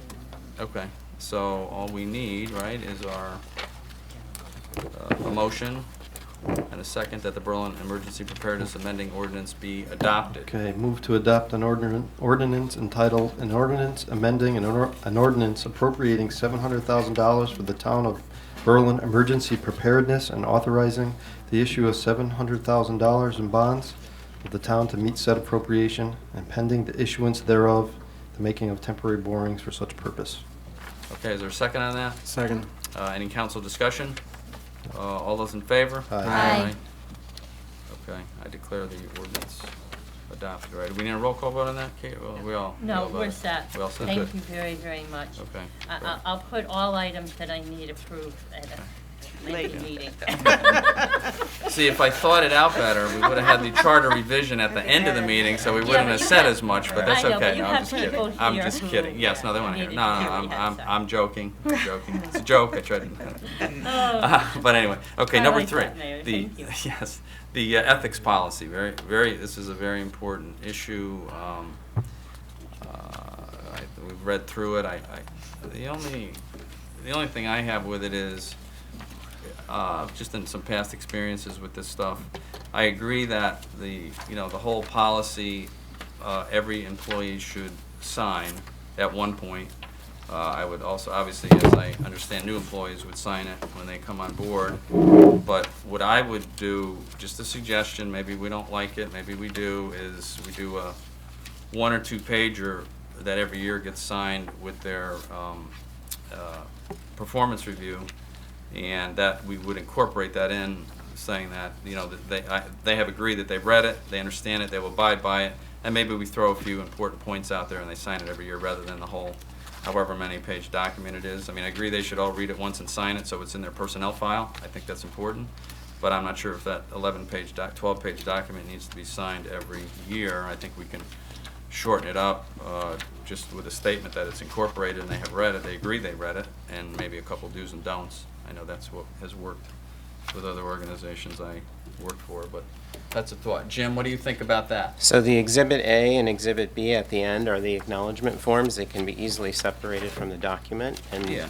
maybe you could just make a statement before them that incorporates by reference that they are re-agreeing to the document. Yeah, that's good. But I wouldn't mind some of the ones that I thought were important to most people would be the Gifts. like the no town employee shall do this, no town employee should do that. I mean, that's about a page and a half, or maybe that's 2 pages with the acknowledgments to the rest of the policy, because that's really what most, I think, Definitions, a lot of definitions. people what they need need to, to know. yeah, they don't really need all the definitions every year. I mean, we could maybe shorten that up 2 pages with that acknowledgement as the 3rd page. I don't know. I would just ask the town clerk whether the Board of Ethics needs to opine on that, because this is similar to charter revision. They sent this to you. If you're going to amend it now, do they need to re-review it? If I understand this correctly, and the Corporation Council can help me out, of course, is that they're gonna get the initial policy when they first come on board. Yeah. And what you're now asking is that instead of handing them the whole policy every time we do a review, that you kind of condense it into something that is like a simple thing to read and remind everybody. Yes. And that the rest of it's incorporated by reference when they sign it. They agree Yes. that they have read it and understand it. And I like for would- the first time, I would have them all sign, it's new, so it's a new policy instituted, everybody should sign the whole policy. And I would think as part of their performance review, Yeah.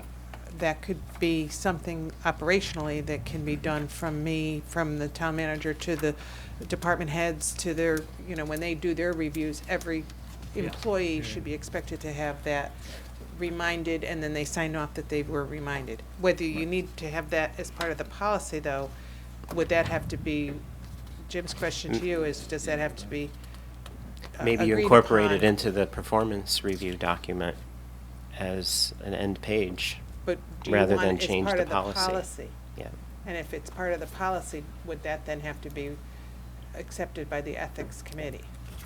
I don't know the answer to that. Well, section 1-10 of what was approved by the Board of Ethics on June 16th sets forth the requirements with regard to the annual filing, so.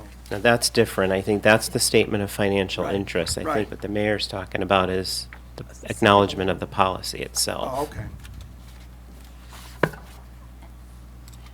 So do we Can think we could- send it back to them? Can we- Yeah, just why send not? it back. Whatever We we don't gotta have do. to do this, I mean, this isn't as time sensitive, right? I No. mean, we can Other- No, discuss it, except that but- the town manager will have to identify Yeah. a new Yeah. liaison. That's Yeah. the only thing. A new champion. Yes. If it's gonna go back to the Ethics Commission, I just had one question, and maybe I misread it. I don't have the benefit of the legal training other people do. It requires the Board of Ethics to keep any complaint in confidence, but the complaints first go through the town clerk's office.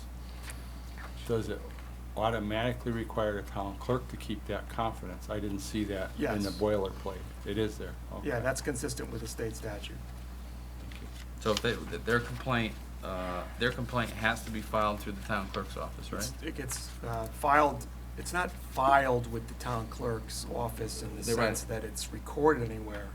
Okay. It's, Handed to the it's town. served on the town clerk, and the town clerk then has the responsibility of sending it to the chairman of the Board of Ethics. Okay. And obviously, from that moment it's handed in, it would be considered confidential from there on in? Right, until after Until the after. decision is made whether to find probable cause or whether to dismiss the complaint.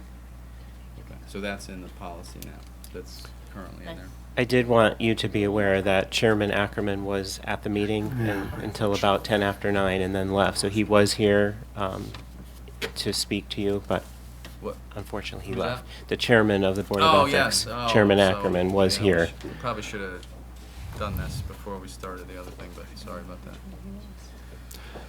Mayor, Yes. just a couple things. Yes.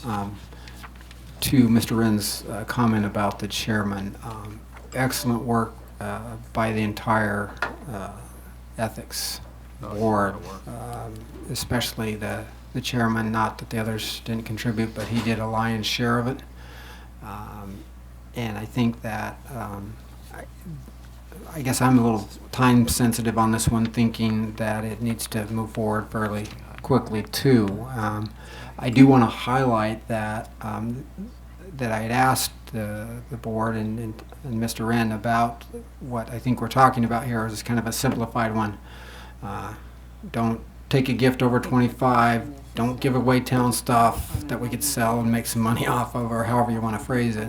But I think it's just repeating in abbreviated form what's in there. And correct me if I'm wrong, Mr. Wren, is you felt that it was important that we get the policy established because you could write all sorts of summary sheets till the cows come home if we didn't have that policy set there. So I'm not sure, Mayor, if that's what you're looking to do, is to get some sort of that summary sheet there, or if it's just addressing the, hey, I looked at it, nothing's changed, I still have it type of thing. I'm not sure if that's... We just looking at this, but Yeah. Corporation Council has a good point.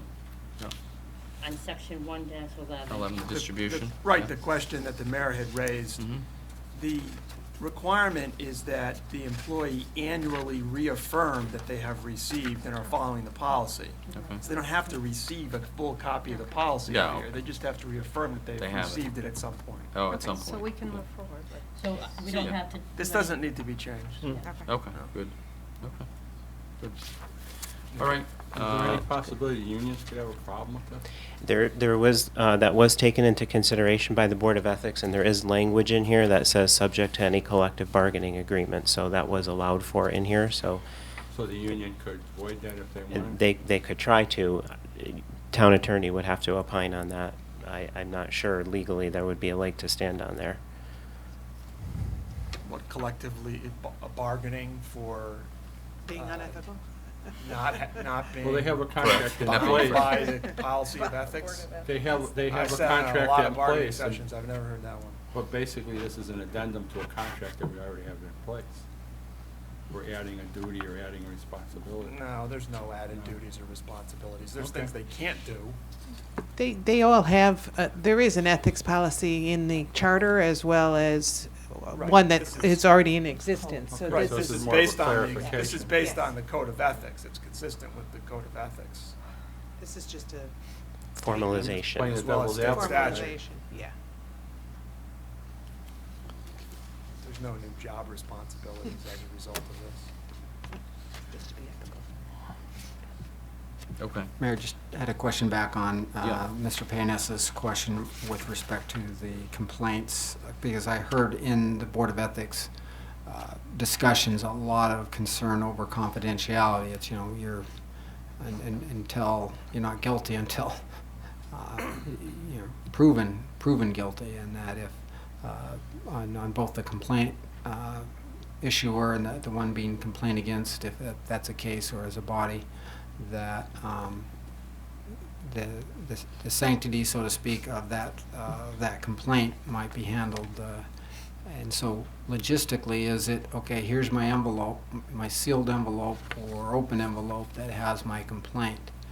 Is it then have to be, is it prohibited or encouraged or silent on whether that complaint is to be read by anyone other than the ethics board?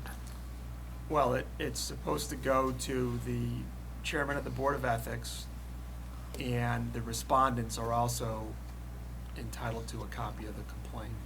What about the handler of it, the town clerk?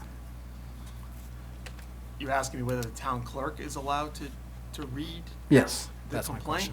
question. Well, assuming it's sealed, the town clerk will open it and determine who the respondents are, so that a copy of the complaint can be transmitted to the respondents as well. But And- other than the Board of Ethics, the town clerk, and the respondents, and the complainant, obviously, it's to remain confidential.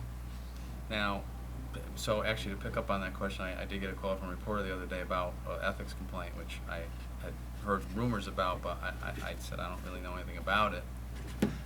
How did she know about it? I don't even know about it, but I know I think there was a public hearing Could've set been the tonight, person right? The complainant could speak. Well, there would be an Right. agenda, Right. there would be an agenda Right. posted for a meeting of the Board of Ethics Okay. that would simply identify the complaint Yeah, as okay. complaint number, Right, however you that's code what I it saw, the internally. agenda said It that, wouldn't right, say for the name tonight. of the complainant, it wouldn't Right. say the name of the respondent. Right, okay. And the Board of Ethics would open in public session. Yeah. Then convene an executive session to discuss whether Decide, they right, have yeah. jurisdiction over the complaint, Right. whether there's consensus as to probable cause, or to dismiss the complaint and then come out in public and, Yeah. and vote in public on whether to dismiss the complaint. Okay. All right. We good? Ready for a motion? Yes. Move to adopt the Town of Berlin Ethics Policy as recommended by the Board of Ethics. Second on that? Second. All those in favor? Aye. Any opposed? All right, motion carries. Having had the discussion already. Number 4, Denise?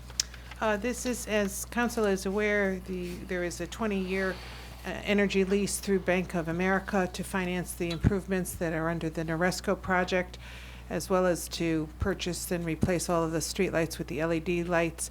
At the time, this was discussed during the budget as well, that at the time there'd be savings from the energy, so that would be used to repay the lease payments. As of right now, there's $70,000 surplus in the facilities electricity account, as well as $40,000 in the natural gas account for this year. So that's being asked to be transferred to other funds account, and then would be used to help make the payment when due of the $180,000 that will be due in December. Between now and December, there will be rebates that will be received, as well as other savings that can also be used to pay the $180,000. So this is being sought to put into that account to pay the lease payments. Okay, motion on this? Move to approve a transfer of $70,000 from the facilities electricity account and $40,000 from the facilities natural gas account into the transfer of other funds account to fund the energy lease payment. Second on that? Second. Any discussion? It's a quick question. Go ahead, please, I was just Rachel. going to say great news that we're already seeing savings. That's fantastic. Yeah, I just want to ask Mr. Wren if it was higher than anticipated or right on target. I would say it's a little higher than anticipated for the old fiscal year. The payment due in December is 180, and we already have 110. I think that's pretty good. That's great. These actions will have to continue to be done throughout the lease because we didn't budget a line item for lease payments. We budgeted the electricity at the same number, knowing the savings would be used. So this is going to be a continuous item that you're going to see. Just want to make that clear. Okay, great. Just out of curiosity, knowing how sometimes people complain about new things, any complaints on the new lights? People liking them? actually Like have gotten a LED couple. lights, outside Yeah. lights, or the Couple, inside? yeah. Yeah. On the complaints Yeah. on them? I was going to I've say gotten none a that I've couple. heard, but. No, I mean, They're initially I blue. thought they're they not were. as bright. They feel like, and one person said think it's they're because more it directed. doesn't, It right, is. right. Right, it's more She directed. felt Right. less Yeah. secure because she couldn't Oh, walk really? to her car, but Yeah. But I think people will get used to them just like Yeah. anything else. I've gotten complaints Yeah, based, they're there was a brighter. UConn study recently that said that the color in the lights could cause insomnia and some other issues. Actually, a couple people sent me the same study. Yeah. And there was something sent by Tenko, as a matter of fact, that refuted that same study. So Yeah, I can, so I'll be happy to got send that to you. twice. Excellent, that would be very helpful. And then I got another complaint that there were trees around the lights. So the light isn't doing its job because there's too many trees. I Okay. actually have photos as well, so. Check But I that, will probably send you take that care of Yes. that one probably fairly easily, yeah. I mean, I think the lights on my street, which is a pretty dark street, it does seem to light them up better. It seems lighter. And it doesn't spread the light, it's pretty much directed at the road. I don't see any spillage, which I Blue. think is what they told us, Yeah. right? Different She color. was used to spillage. She liked- wanted the liked spillage, she wanted the spillage, okay. Most people do not want that shining in their bedroom window, but, maybe some people do, I get it. I can send the whole council that article that. That would be great. That'd be yeah. great, Yeah. okay. So, all those in favor of the transfer? I don't think, did we get that far? No. We didn't. All those in favor of the transfer? Aye. Any opposed? Okay, so moved. All right, the McGee Tennis Court repairs. Okay, as What tennis you courts? have heard about the high school tennis courts, is the McGee tennis courts, which have been in pretty bad shape for a number of years as well. And they've actually been closed for quite some time because of the cracks. We had staff had looked at it and investigated numerous ways. The armor crack repair system was determined to work the best. We did go out for bids on this, and we specifically asked for bids with the armor crack repair system to approximately Denise, I'm sorry. Jim, Yes. could you just get Jim Wren for 1 minute? Oh. Because this is the last meeting, right? Yeah. I meant to, so continue Oh, I when he think, comes I up. didn't know whether you were, Yeah, no, I didn't see him. He walked out. Okay. He didn't go far, okay, good. Good. Jim. The reporter stopped. Oh, thank God for reporters. So, Jim, no, come on up. I didn't, I realized it, but I looked up you were going. So, this is it, huh? This is it. Friday's the last day. Friday's the last day. Well, it was sad. And Monday's my first day in my new adventure. Wow, no Nice. break, huh? Nope, just out of vacation. Took I it need here. 1 week Yeah. with my predecessor. Thanks, no, Tommy. Yeah. So, Good. yes, Good luck, Jim. very excited. Good luck Thank with We'll you. miss you. you, but Yeah. good Thank luck you in your all. new I endeavor. appreciate it. Don't I'm wanna sure see I'll you be go. around town hall still. Excellent. Enjoy your commute. Sorry. Actually, it's not bad. Really good. Good. Yeah, Good. mostly back roads through West Hartford. Okay. It's not bad at all. Great. Believe me, I checked that out. Nice. I don't Did my doubt due it. diligence, as you would all expect me There to. was probably a spreadsheet and some mileage Not quite that, calculations. not quite that much. Well, good luck. Thank you very much. Appreciate all your service to the town and great service it was, so. All Thank the you. great advice on our financial affairs was top shelf, so. I was glad to do it. Thank you very Good much. luck. Good luck. All right. Thanks, Jim. See ya. See ya. Next? What do we- All right, sorry. Tennis I'm court. sorry, So Denise. that's okay. We went out for bids and we were lucky to get 2 bids at least from RS Site and Sports of Seymour and Hinding Tennis of West Haven. The staff had gone through and reviewed both with the entities, and they are recommending to go with the RS for the amount of $27,650, and then we did find some money in the Public Works contractual service line item so that we don't have to seek any other funding. Okay, Okay. yep, motion. Authorize the transfer of $27,650 from the Public Works Department contractual services account to the McGee Tennis Court repair account, and to authorize the town manager to enter into a contract agreement number 2016-27 with RS Site and Sports LLC of Seymour, Connecticut, for an amount not to exceed $27,650 for the repair of the McGee Middle School tennis courts. Okay, is there a second on that? Second. For discussion. I'm assuming that this, I know we heard a lot about tennis courts tonight. This repair will make it better use, safer. There's guarantees with this type of armor repair, and the difference between the two, because of the lack of interscholastic games, At McGee. we could do this type of crack repair rather than doing what we're doing for the tennis courts at the high school. Oh, So it's a different type of, they're not as in bad shape as they're newer. They were in 95, I believe, and I think the high school is back in 80 or even 84 or something like that. Okay. Any other discussion? All those in favor? Aye. Any opposed? So moved. Number 6? Okay, this is the municipal garage. The fleet service had been looking to do a new air piping system, compressed air piping system within the garage at 27 Town Farm Lane. They went out to bid with an opening June 28th. 7 vendors participated, and Mid-State Air Compressor of Berlin, Connecticut was the lowest bidder at $15,931 for the labor and hardware to replace the whole piping, venting system, valves, and dryer system. Okay. Is there a motion on this? Move to award bid number 2016-41 to the lowest bidder, Mid-State Air Compressor of Berlin, Connecticut, for an amount not to exceed $15,931. Okay, is there a second on that? Second. Any discussion? Mayor, I have a question. Yes. And I'm not sure who will answer that, if that's Mr. Healing, but was the maintenance cost after its installation considered, in the sense that, oh, Mr. Simon, sorry. We did this to keep you here late. We just wanted you to be here late, Jim. Yeah, that's kind of my question. So, and well there really as- wasn't any showing us of any of other prices, so I don't know if the total cost of ownership, as I tend to hound on, was considered in this evaluation. Do they need to come back and maintain it every year, and you get a fee every year, or is this? The system will be maintained by the shop afterwards. This is the initial piping that goes all the way around. It's actually a double loop system with valving that can be removed and replaced. The only component of this system that would have to be maintained or Regular maintenance. serviced every 90 days will be the dryer system. And the dryer system takes the compressed air and takes the moisture out of it before it goes into the piping. Do we do that internally, or is that an external? We would do that ourselves. Okay. That'd be the cost of the filters and things like that. Great, thanks.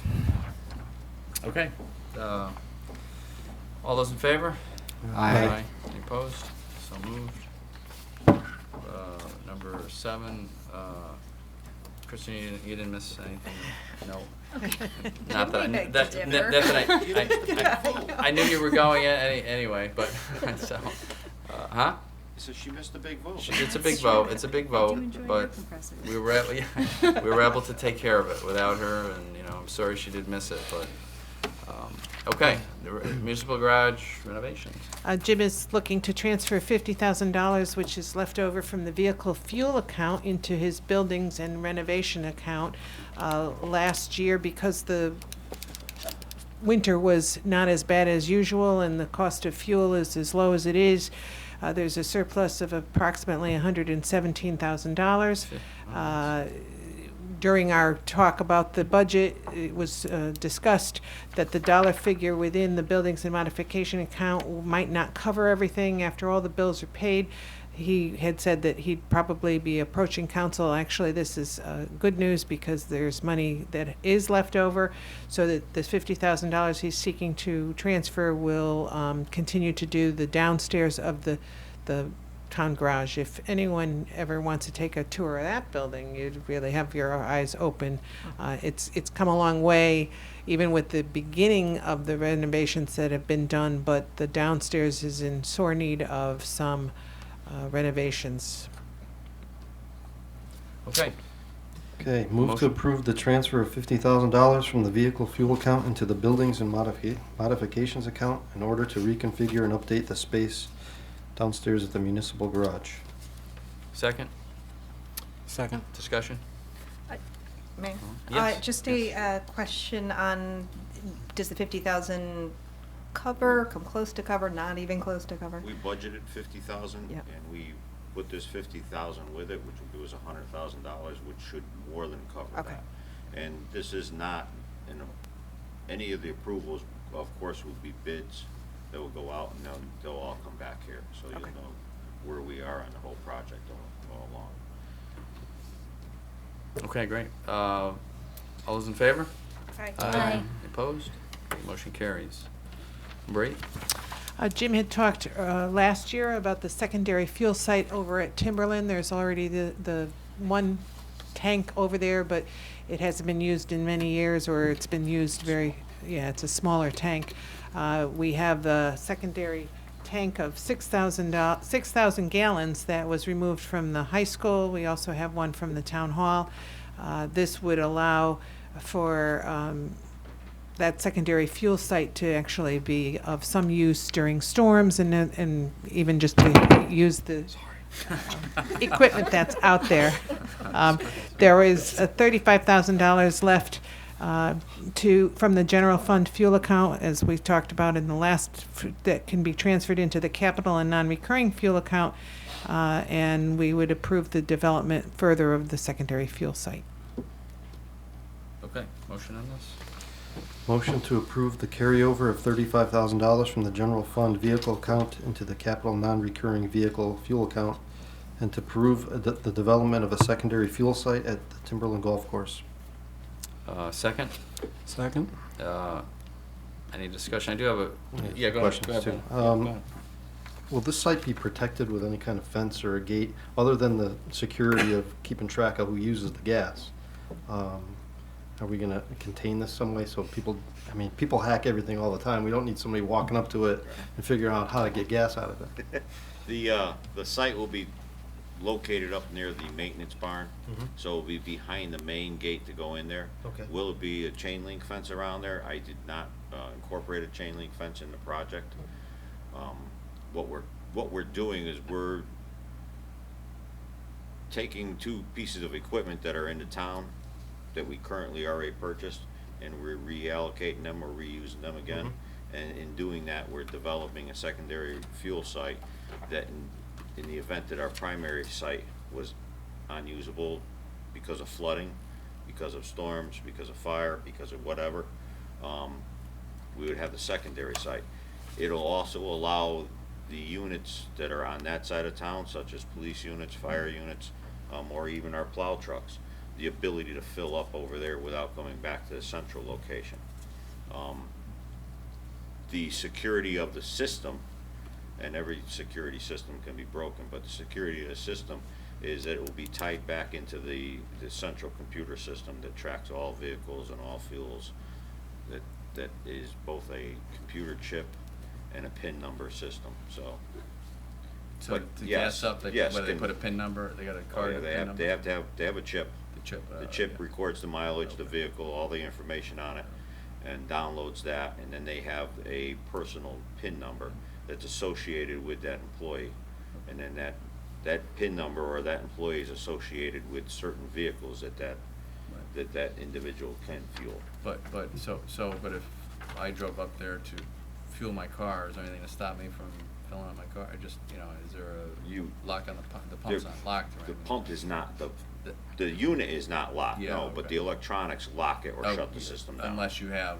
Correct. the Yeah, it's credentials. the same okay. system that they have in the state Yeah. and many other Yep. municipalities Okay. or fleet operations. Charlie? Are these gonna be underground or above ground? These are two above ground tanks. They're the same, they're convolt tanks, they're the same type of tank. They're that- self-contained. Yes. Okay, that was my next question, what kind of containment? And are we gonna require to put a roof over the fueling station? No, we will not be. Because I've seen a couple of contractors nailed for not having them covered. You Yeah. don't have to do that. As long as you have some containment or some type of containment and spillage protection, then you don't have to put the rain guards over. And that's the only thing the roof is a rain guard. And that tank, that convolt tank already has it built into that. So when they pour the slabs, they'll put the other type of grooves or containment in there. Well, Dave? Yeah, just in two areas. Does this have to go through approvals through planning and zoning and other steps that any business or other might have to go through? When I started this project with Art Simolian around, he and Helen sat down, they looked at the whole project, and because it is not, and I don't know the lawyers, mumbo jumbo, but because it is a repair and it's not a new facility, or it is just an upgrade and not a new facility, and it is in that zoned area that we own, they felt that it did not have to go back to zoning. We do have to meet the requirements of setbacks, NFPA requirements, and all those other regulatories, but the local zoning, they felt at that time that it did not have to. Is there any notification of nearby neighbors? I believe, I can't answer that. I'd have to go back and look through the notes to see if they did notify the nearby neighbor right there. But I can't answer that off the top of my head. Just concerned about the phone calls we'll get saying Oh, yeah. all the There was increased activity, the potential sabotage and impact on my property, that type of thing. in the project, there was a barrier put in there, and there was some arborvitae plants to protect or to cosmetically protect the area. Because I know existing fueling location is kind of central to a lot of fences around it and one gate entry. This one doesn't appear to be in that same kind of controlled environment. That's It'll be located in the same position as the current tanks are. We're going to remove those tanks, 4 new pads, and then put these tanks in that same location. So it'll just an increase in gallonage is the only thing we're going to put in there. With the gate being locked for the central entrance going in there, obviously you'll have more movement during the daytime than you will at night, unless we happen to lose the main site.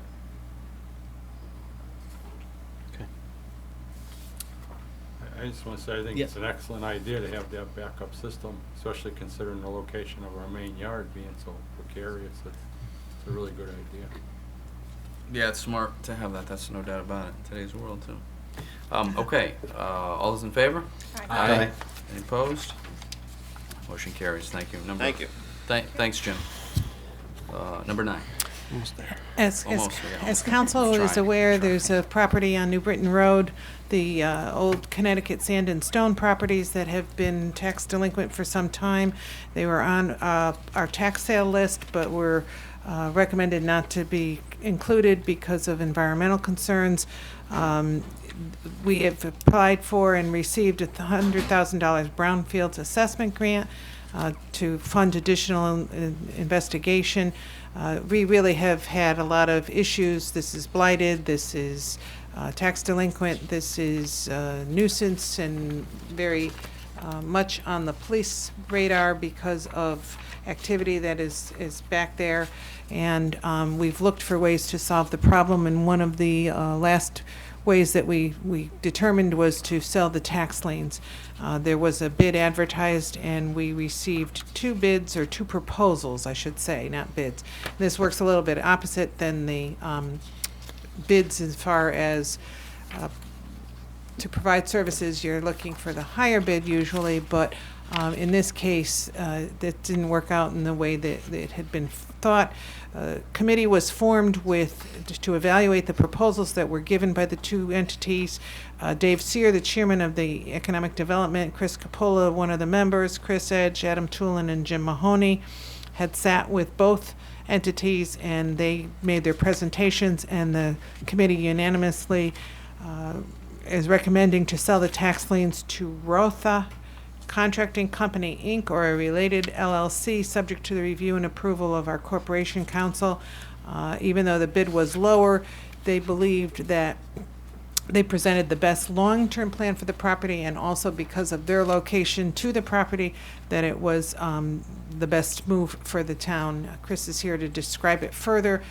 There's an awful lot included in the agenda item regarding the bid specs and that kind of thing, and Chris is here to answer any questions. But basically what this will do is hopefully, like in the past, put this back on the tax rolls. Even though there's tax delinquencies to the town, it'll at least clean it up and get it back on the tax rolls as a paying member of our town. Okay. Well, let's do the motion, then we'll have discussion if we have questions for Chris. Motion. Okay.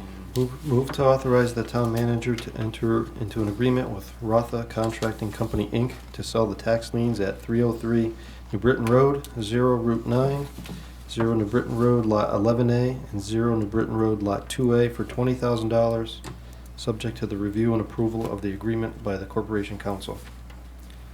A second for discussion? Second. Second. If we have any questions for Chris, thank you, Chris, for staying so late. I think initially I looked at the price and I said, what? But then after reading all this information, I see how much Rotha has done and how much commitment they have already made, financial and otherwise. So it does seem to me, anyway, that that would be the best choice. That's my opinion. But any other questions for Chris? Yes, Dave.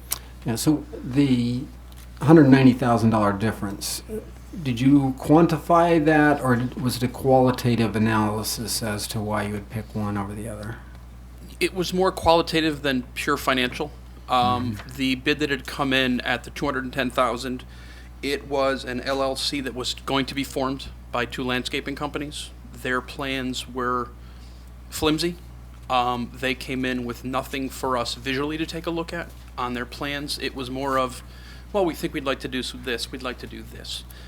They gave us very little feeling on their financial capability as well. This is, even though we're taking less immediately, it's more of a long-term view. Rotha basically had gone in, took down houses. They took the parlor frame building that I think most people thought should have been taken down. They've put almost $1 million into it. They are contractors, work with DOT. They've been around for 25 years. They're going to be a partner that I think the town wants to work with. They understand it. We've already spoken with them. We've actually just interviews today for environmental consultants. And the comfort level I think that's there is the fact that they want to do it. They're there already, and they've actually have been increasing their presence here in town. So it was more of a long-term view. And yes, are we taking a hit financially? Yes. But I think long-term, their plan is to have new firms and new buildings on the property for contractors and similar companies. Charlie? Yes. Is their preliminary site plan got any kind of approval? No, it has not. It has not, because when I asked, I was told that outside storage was not allowed in the town of Berlin, and they were looking to form a contractor's yard there. I was just curious if there was some way to have a contractor's yard. The self-storage has not been part of our discussions with them. I mean, I know, It right. said contractor's yard, which to me would include outside storage, but Gotcha. I think in the general industrial zone, some outside storage is allowed. it is allowed. At this point, in our general industrial zone. We have not gotten into specifics on what they exactly want to do with it. And it's, has that Brownfield grant been received? It has, yes. It has. We've been And that's received. for investigation. Yes, it is. Then we'll require more money for remediation, correct? Well, right now, with working with them is the town is going to be completely out of the mix here. So the town will never take ownership.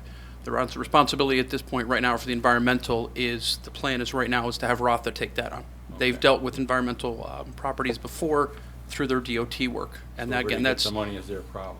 yeah, that's pretty much what it is. We wanted to find out what it is so there's a comfort level both for us and them. And I know too, part of the reason why we want the Corp Council to be very involved in the process is to have that very well stated as we move forward.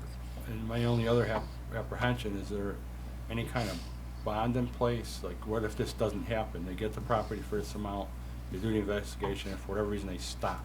Where does that leave us? I think that would probably be a discussion with Corp Council. We have not looked at a bond at this point, but considering the size that we're looking at, that's probably something we should seriously consider. I mean, they sound like the best choice by all the description. Yes. And just, you know, I've seen some really good outfits get stuck on things, so. Well, absolutely, and I know they currently have bonding with that being a DOT contractor, so I think a discussion on bonding would be something that we would be very willing to have with the Corp Council's recommendations. So that part of the deal hasn't really been structured yet? No, it has not. I mean, as we've just gotten the environmental, we did the interviews today. Our recommendation will be at a September meeting on who we'd like to go forward with that. And then the discussion then will be with the environmental contractor, Rotha, and ourselves to figure out what the contract actually is going to be at that point. Thank you. You're welcome. Okay. All those in favor? Aye. Aye. Opposed? Motion carries. Thanks, Chris. Number 10. Old number 8, number 10 now. Yeah, this was on last Yeah. time, and this was the one that there was a couple of questions, so Jack is here to address it. This is Luke's Consulting, which was doing the work on Main Street. There had been some additional services that were requested from Luke's beyond the funds that had been previously authorized to make some changes in front of the Y. And what happened was, and Jack is probably more fluent in this, is that there were changes that were asked to be made after the fact, unbeknownst to us that there weren't, that the ADA part of things would need the gas company to move a few things, so that this is where the additional funds have come in for the additional consulting engineering services, $4,800. So if there are further questions, and I know that Jack has been patient as well. What say you, Mr. Healy? Just so in reading this, I remember. I guess our question last time was just that why wasn't it done the first time, and are we paying more money for something they should have done the first time over, the first look through? No, what occurred was in the original scope of work that was produced by the town and given to Luke's, the town said, and it's specific in the document, it says survey not included. They were given the town information. They were asked essentially to put the sidewalk back in the condition, not in the condition, to replace the sidewalk, design a different sidewalk. Elevations, things were not looked at. They were basically said meet with what was there. Also, during the process, there was a portion of the contract which the town did not enter, which included construction management services. For $13,400 or $439, something like that. The town never executed a contract to them or gave them a purchase order for that. When they got into the project in front of the Y, the elevations don't make sense. There's supposed to be a crosswalk there, handicapped accessible. With the elevation of the Y being where it was, the grade was too steep. We had to make modifications, which included going out into the street. There's a bump out that was added, so since there was a bump out added, we need to put drainage in. When the drainage went in, we looked at an option going down the street or going across the street. Going across the street is a much shorter distance, felt that was more cost effective than going down the street. Since originally there was no survey and they only used the contract documents the town gave them, there was no identification of the gas line. So as part of that, we had to go out, the town dug a test pit, they identified the elevation of the gas line. The elevation of the gas line unfortunately is the wrong elevation. It interferes with the pipe going across the road. Yeah, it's a perfect storm, and therefore we have now gone, the project is 90-95% completed. Right now, if you see where there's a stop, there was a request sent to the gas line by Luke's and by Lavero to move the gas line. The gas company came back to the town and said, once you issue us a PO, we'll move the gas line. Typically, utilities don't charge the town for moving utilities within the town right away. I sent them an email when I got back from vacation saying, stating essentially that. I got an email back today stating that they were going to their management with my request. So that's where we stand. So in the long and short is, yeah, we owe Luke's the money. Okay, we need a motion on this. We didn't get to that. Move to authorize the town manager to enter into a contract amendment with Luke's Consulting Engineers LLC, account for amount not to exceed $4,800 to provide additional engineering design services related to the Main Streetscape project, with funds to be taken from funds previously authorized for construction change orders for the project. Second? Second. Any discussion? All those in favor? Aye. Aye. Opposed? Motion carries. Thank you, Mr. Healy. Hey, Mr. Healy, did you just, I just wanted to ask you, did you catch that? You saw that email, right, from I sent it on down to the yard. I asked them to go out and look at that. Okay. And if it's a small thing, just take care of it. Yeah, okay, that's what I thought. Thank you. Just something about a snowplow might have damaged something, right? I sent it back to you. Man, I didn't see it today. It wasn't on there, so I appreciate that. Thank you. Number 11, Denise, sorry. Oh, yeah. Business continuity, as you know, has been looking at ways to make the town hall more, to be able to operate after a disaster or in case of an emergency. One of the things that we'd like to see happen is a reduction maybe in some of the paper that we have or the records and how we keep it. But what's necessary is the town and the Board of Ed have to have a lot of help. Records management consultants to prepare an inventory of the records. We had started to do something. We had a couple of firms come through. We had an advertised bid, records management consultant in the Hartford Current. We got sealed responses from 3 different companies, and the purchasing agent, town clerk, IT director, and the BOE business manager met and reviewed all the responses, and they determined that King Information Systems proposal was the best way to go. They would help prepare not only an inventory, but they would also give us some procedures to identify what records through the retention records through the state have to be kept, what we could get rid of, and how we should store what's left, so that if there is a disaster, we don't have all the paper floating down the street. There's lots of paper, too. Yeah, there's lots of paper. So this is an amount not to exceed $9,165. Okay, motion on this? Move to authorize Denise M. McNair, town manager, to enter into a contract with King Information Systems of Norwood, Mass. as the low bidder for record management for an amount not to exceed $9,165. Okay, second? Second. All those in favor? Aye. Opposed? Motion carries. Thank you. Number 12. Again, and along that same route, we've been looking for the last few years for an alternate site, like the fuel site. But lo and behold, when we became members of CROG, they started this year in assisting towns in doing some of these kinds of functions, backroom functions they call it. They have entered into a IT kind of arrangement with CCAT, which is the Connecticut Center for Advanced Technology. We have been using them for our libraries' IT needs as well on occasion, and they come with the CROG recommendation and the purchasing program, which would save the town some money. So they have some hosting services that are also available, so instead of putting it in a cloud or putting it to our own cloud or storing it elsewhere. The annual cost is $30,433.36. Additionally, there's a one-time installation of $13,200, and then every year there's a cost of $3,000. So there will be a yearly cost of at least minus the 3,000 plus. There is going to be a yearly cost, and I apologize. The annual cost is $30,433 plus $3,000 every year now going forward if we remain in this purchasing association with CROG. There is that one-time $13,200 installation and training. So this year we have the funds from the bond, and also IT had some remaining funds left over in her budget, so we can afford the $46,633.36. But next year there'd be $33,000 or so cost. Okay. Motion on this? Move to authorize the town manager Denise M. McNair to enter into a contract with the Connecticut Center for Advanced Technology, Inc.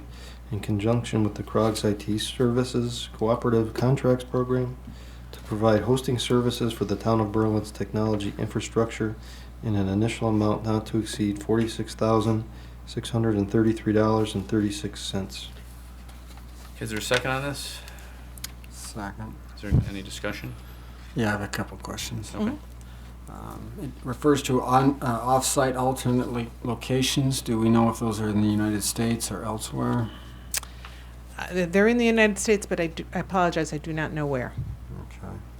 And then the other question is, are we hosting anything outside of our own systems right now where we, this is an incremental add of $33,000 a year is what it looks like to any of our IT services currently. Is that how we should understand this? Correct. And did we see bids, do we understand how much other options are out there other than we felt, Croc has this? We didn't Did look. they go out to bid? Do we have any, did we look at their bids and see what the cost could be? They did go out to bid. We did not look at their bids, but prior to investigating this CROG purchasing, we had gone to a couple of different entities and got a couple of different prices, none of which were this, I don't want to say inexpensive. They weren't this low. This is the lowest that we had gotten. We had investigated having our alternate site be in, I think it was Norwalk through. We looked at Norwalk, we looked at Pistol Creek, Yeah, we've looked at our own internal areas, like whether we could have an alternate site at the senior center, Pistol Creek. Pistol Creek would cost over $100,000 just to get the fiber or the cable out there right now. At least that was the last time we had looked at it. The other, What does the Board of Ed use for their backup? Do they have that at all, or would this incorporate the Board of Ed too? it would incorporate the Board of Ed too. Okay. They're in with this business continuity because they have no other site as well. I forget the name of the other company, was it Digital Office? I can't remember the other. And there were several others that we had investigated, but we have not looked at CROG's bids, but I know they did go out to bid. They've done that with HR, they've done that with hosting services, they've done it with a couple of other, they're branching out, doing more of this for the towns because we're all in the same boat.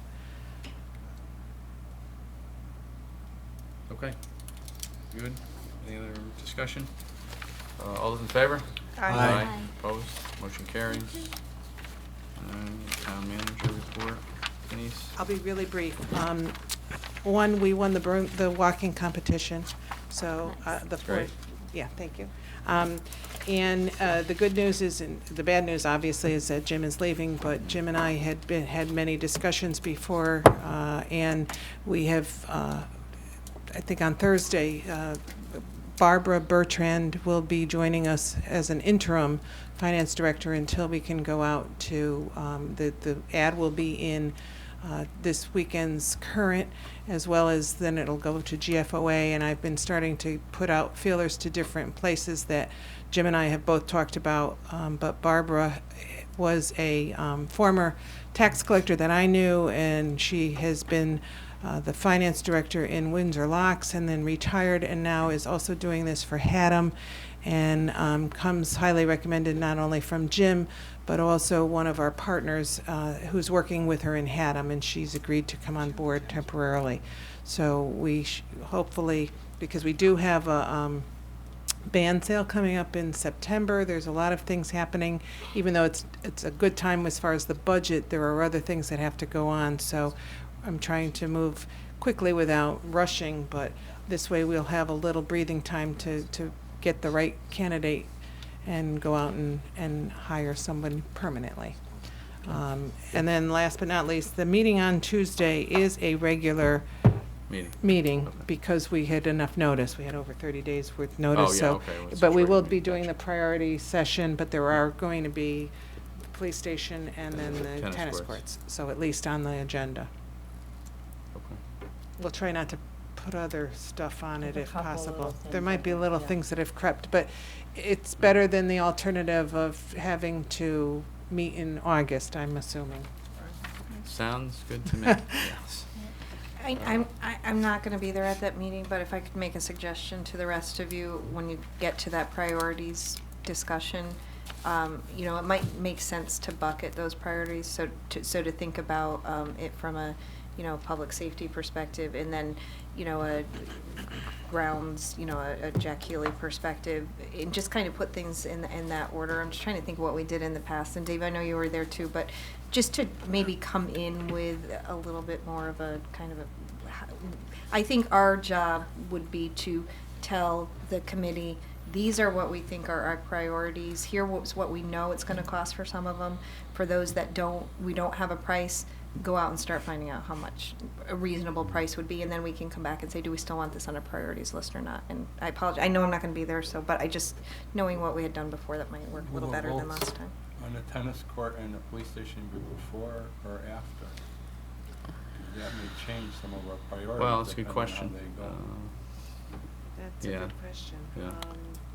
So let me just comment, since I instigated or created this opportunity or extra meeting, however you Or want to look at burden, it. burden, however you want to look at it. Perhaps burden on the last week in July, but that's all right. You know, I had full plans that I was going to have something this evening to hand out. I don't have that. I'm hoping to have that so that Kate could put that out with the meeting agenda that does bucket those, as we talked about in our one about a month ago. And to some degree, I think I don't think I'm going to spend a lot of time talking about it, so I don't see a problem with putting it before. But you know, certainly the mayor, if you have some ideas on the order you want to put things, but Yeah, putting the priority discussion first. yeah. Yeah, but I guess. I would just say you may have people here that are for the vote on the tennis court and the police station. I'd hate to make them sit through, Right. you know, and hopefully it wouldn't be that long a conversation, but it could be. I mean, there should be some robust conversation around what the priorities of this town should be. And I'd just hate to see people in the audience wait.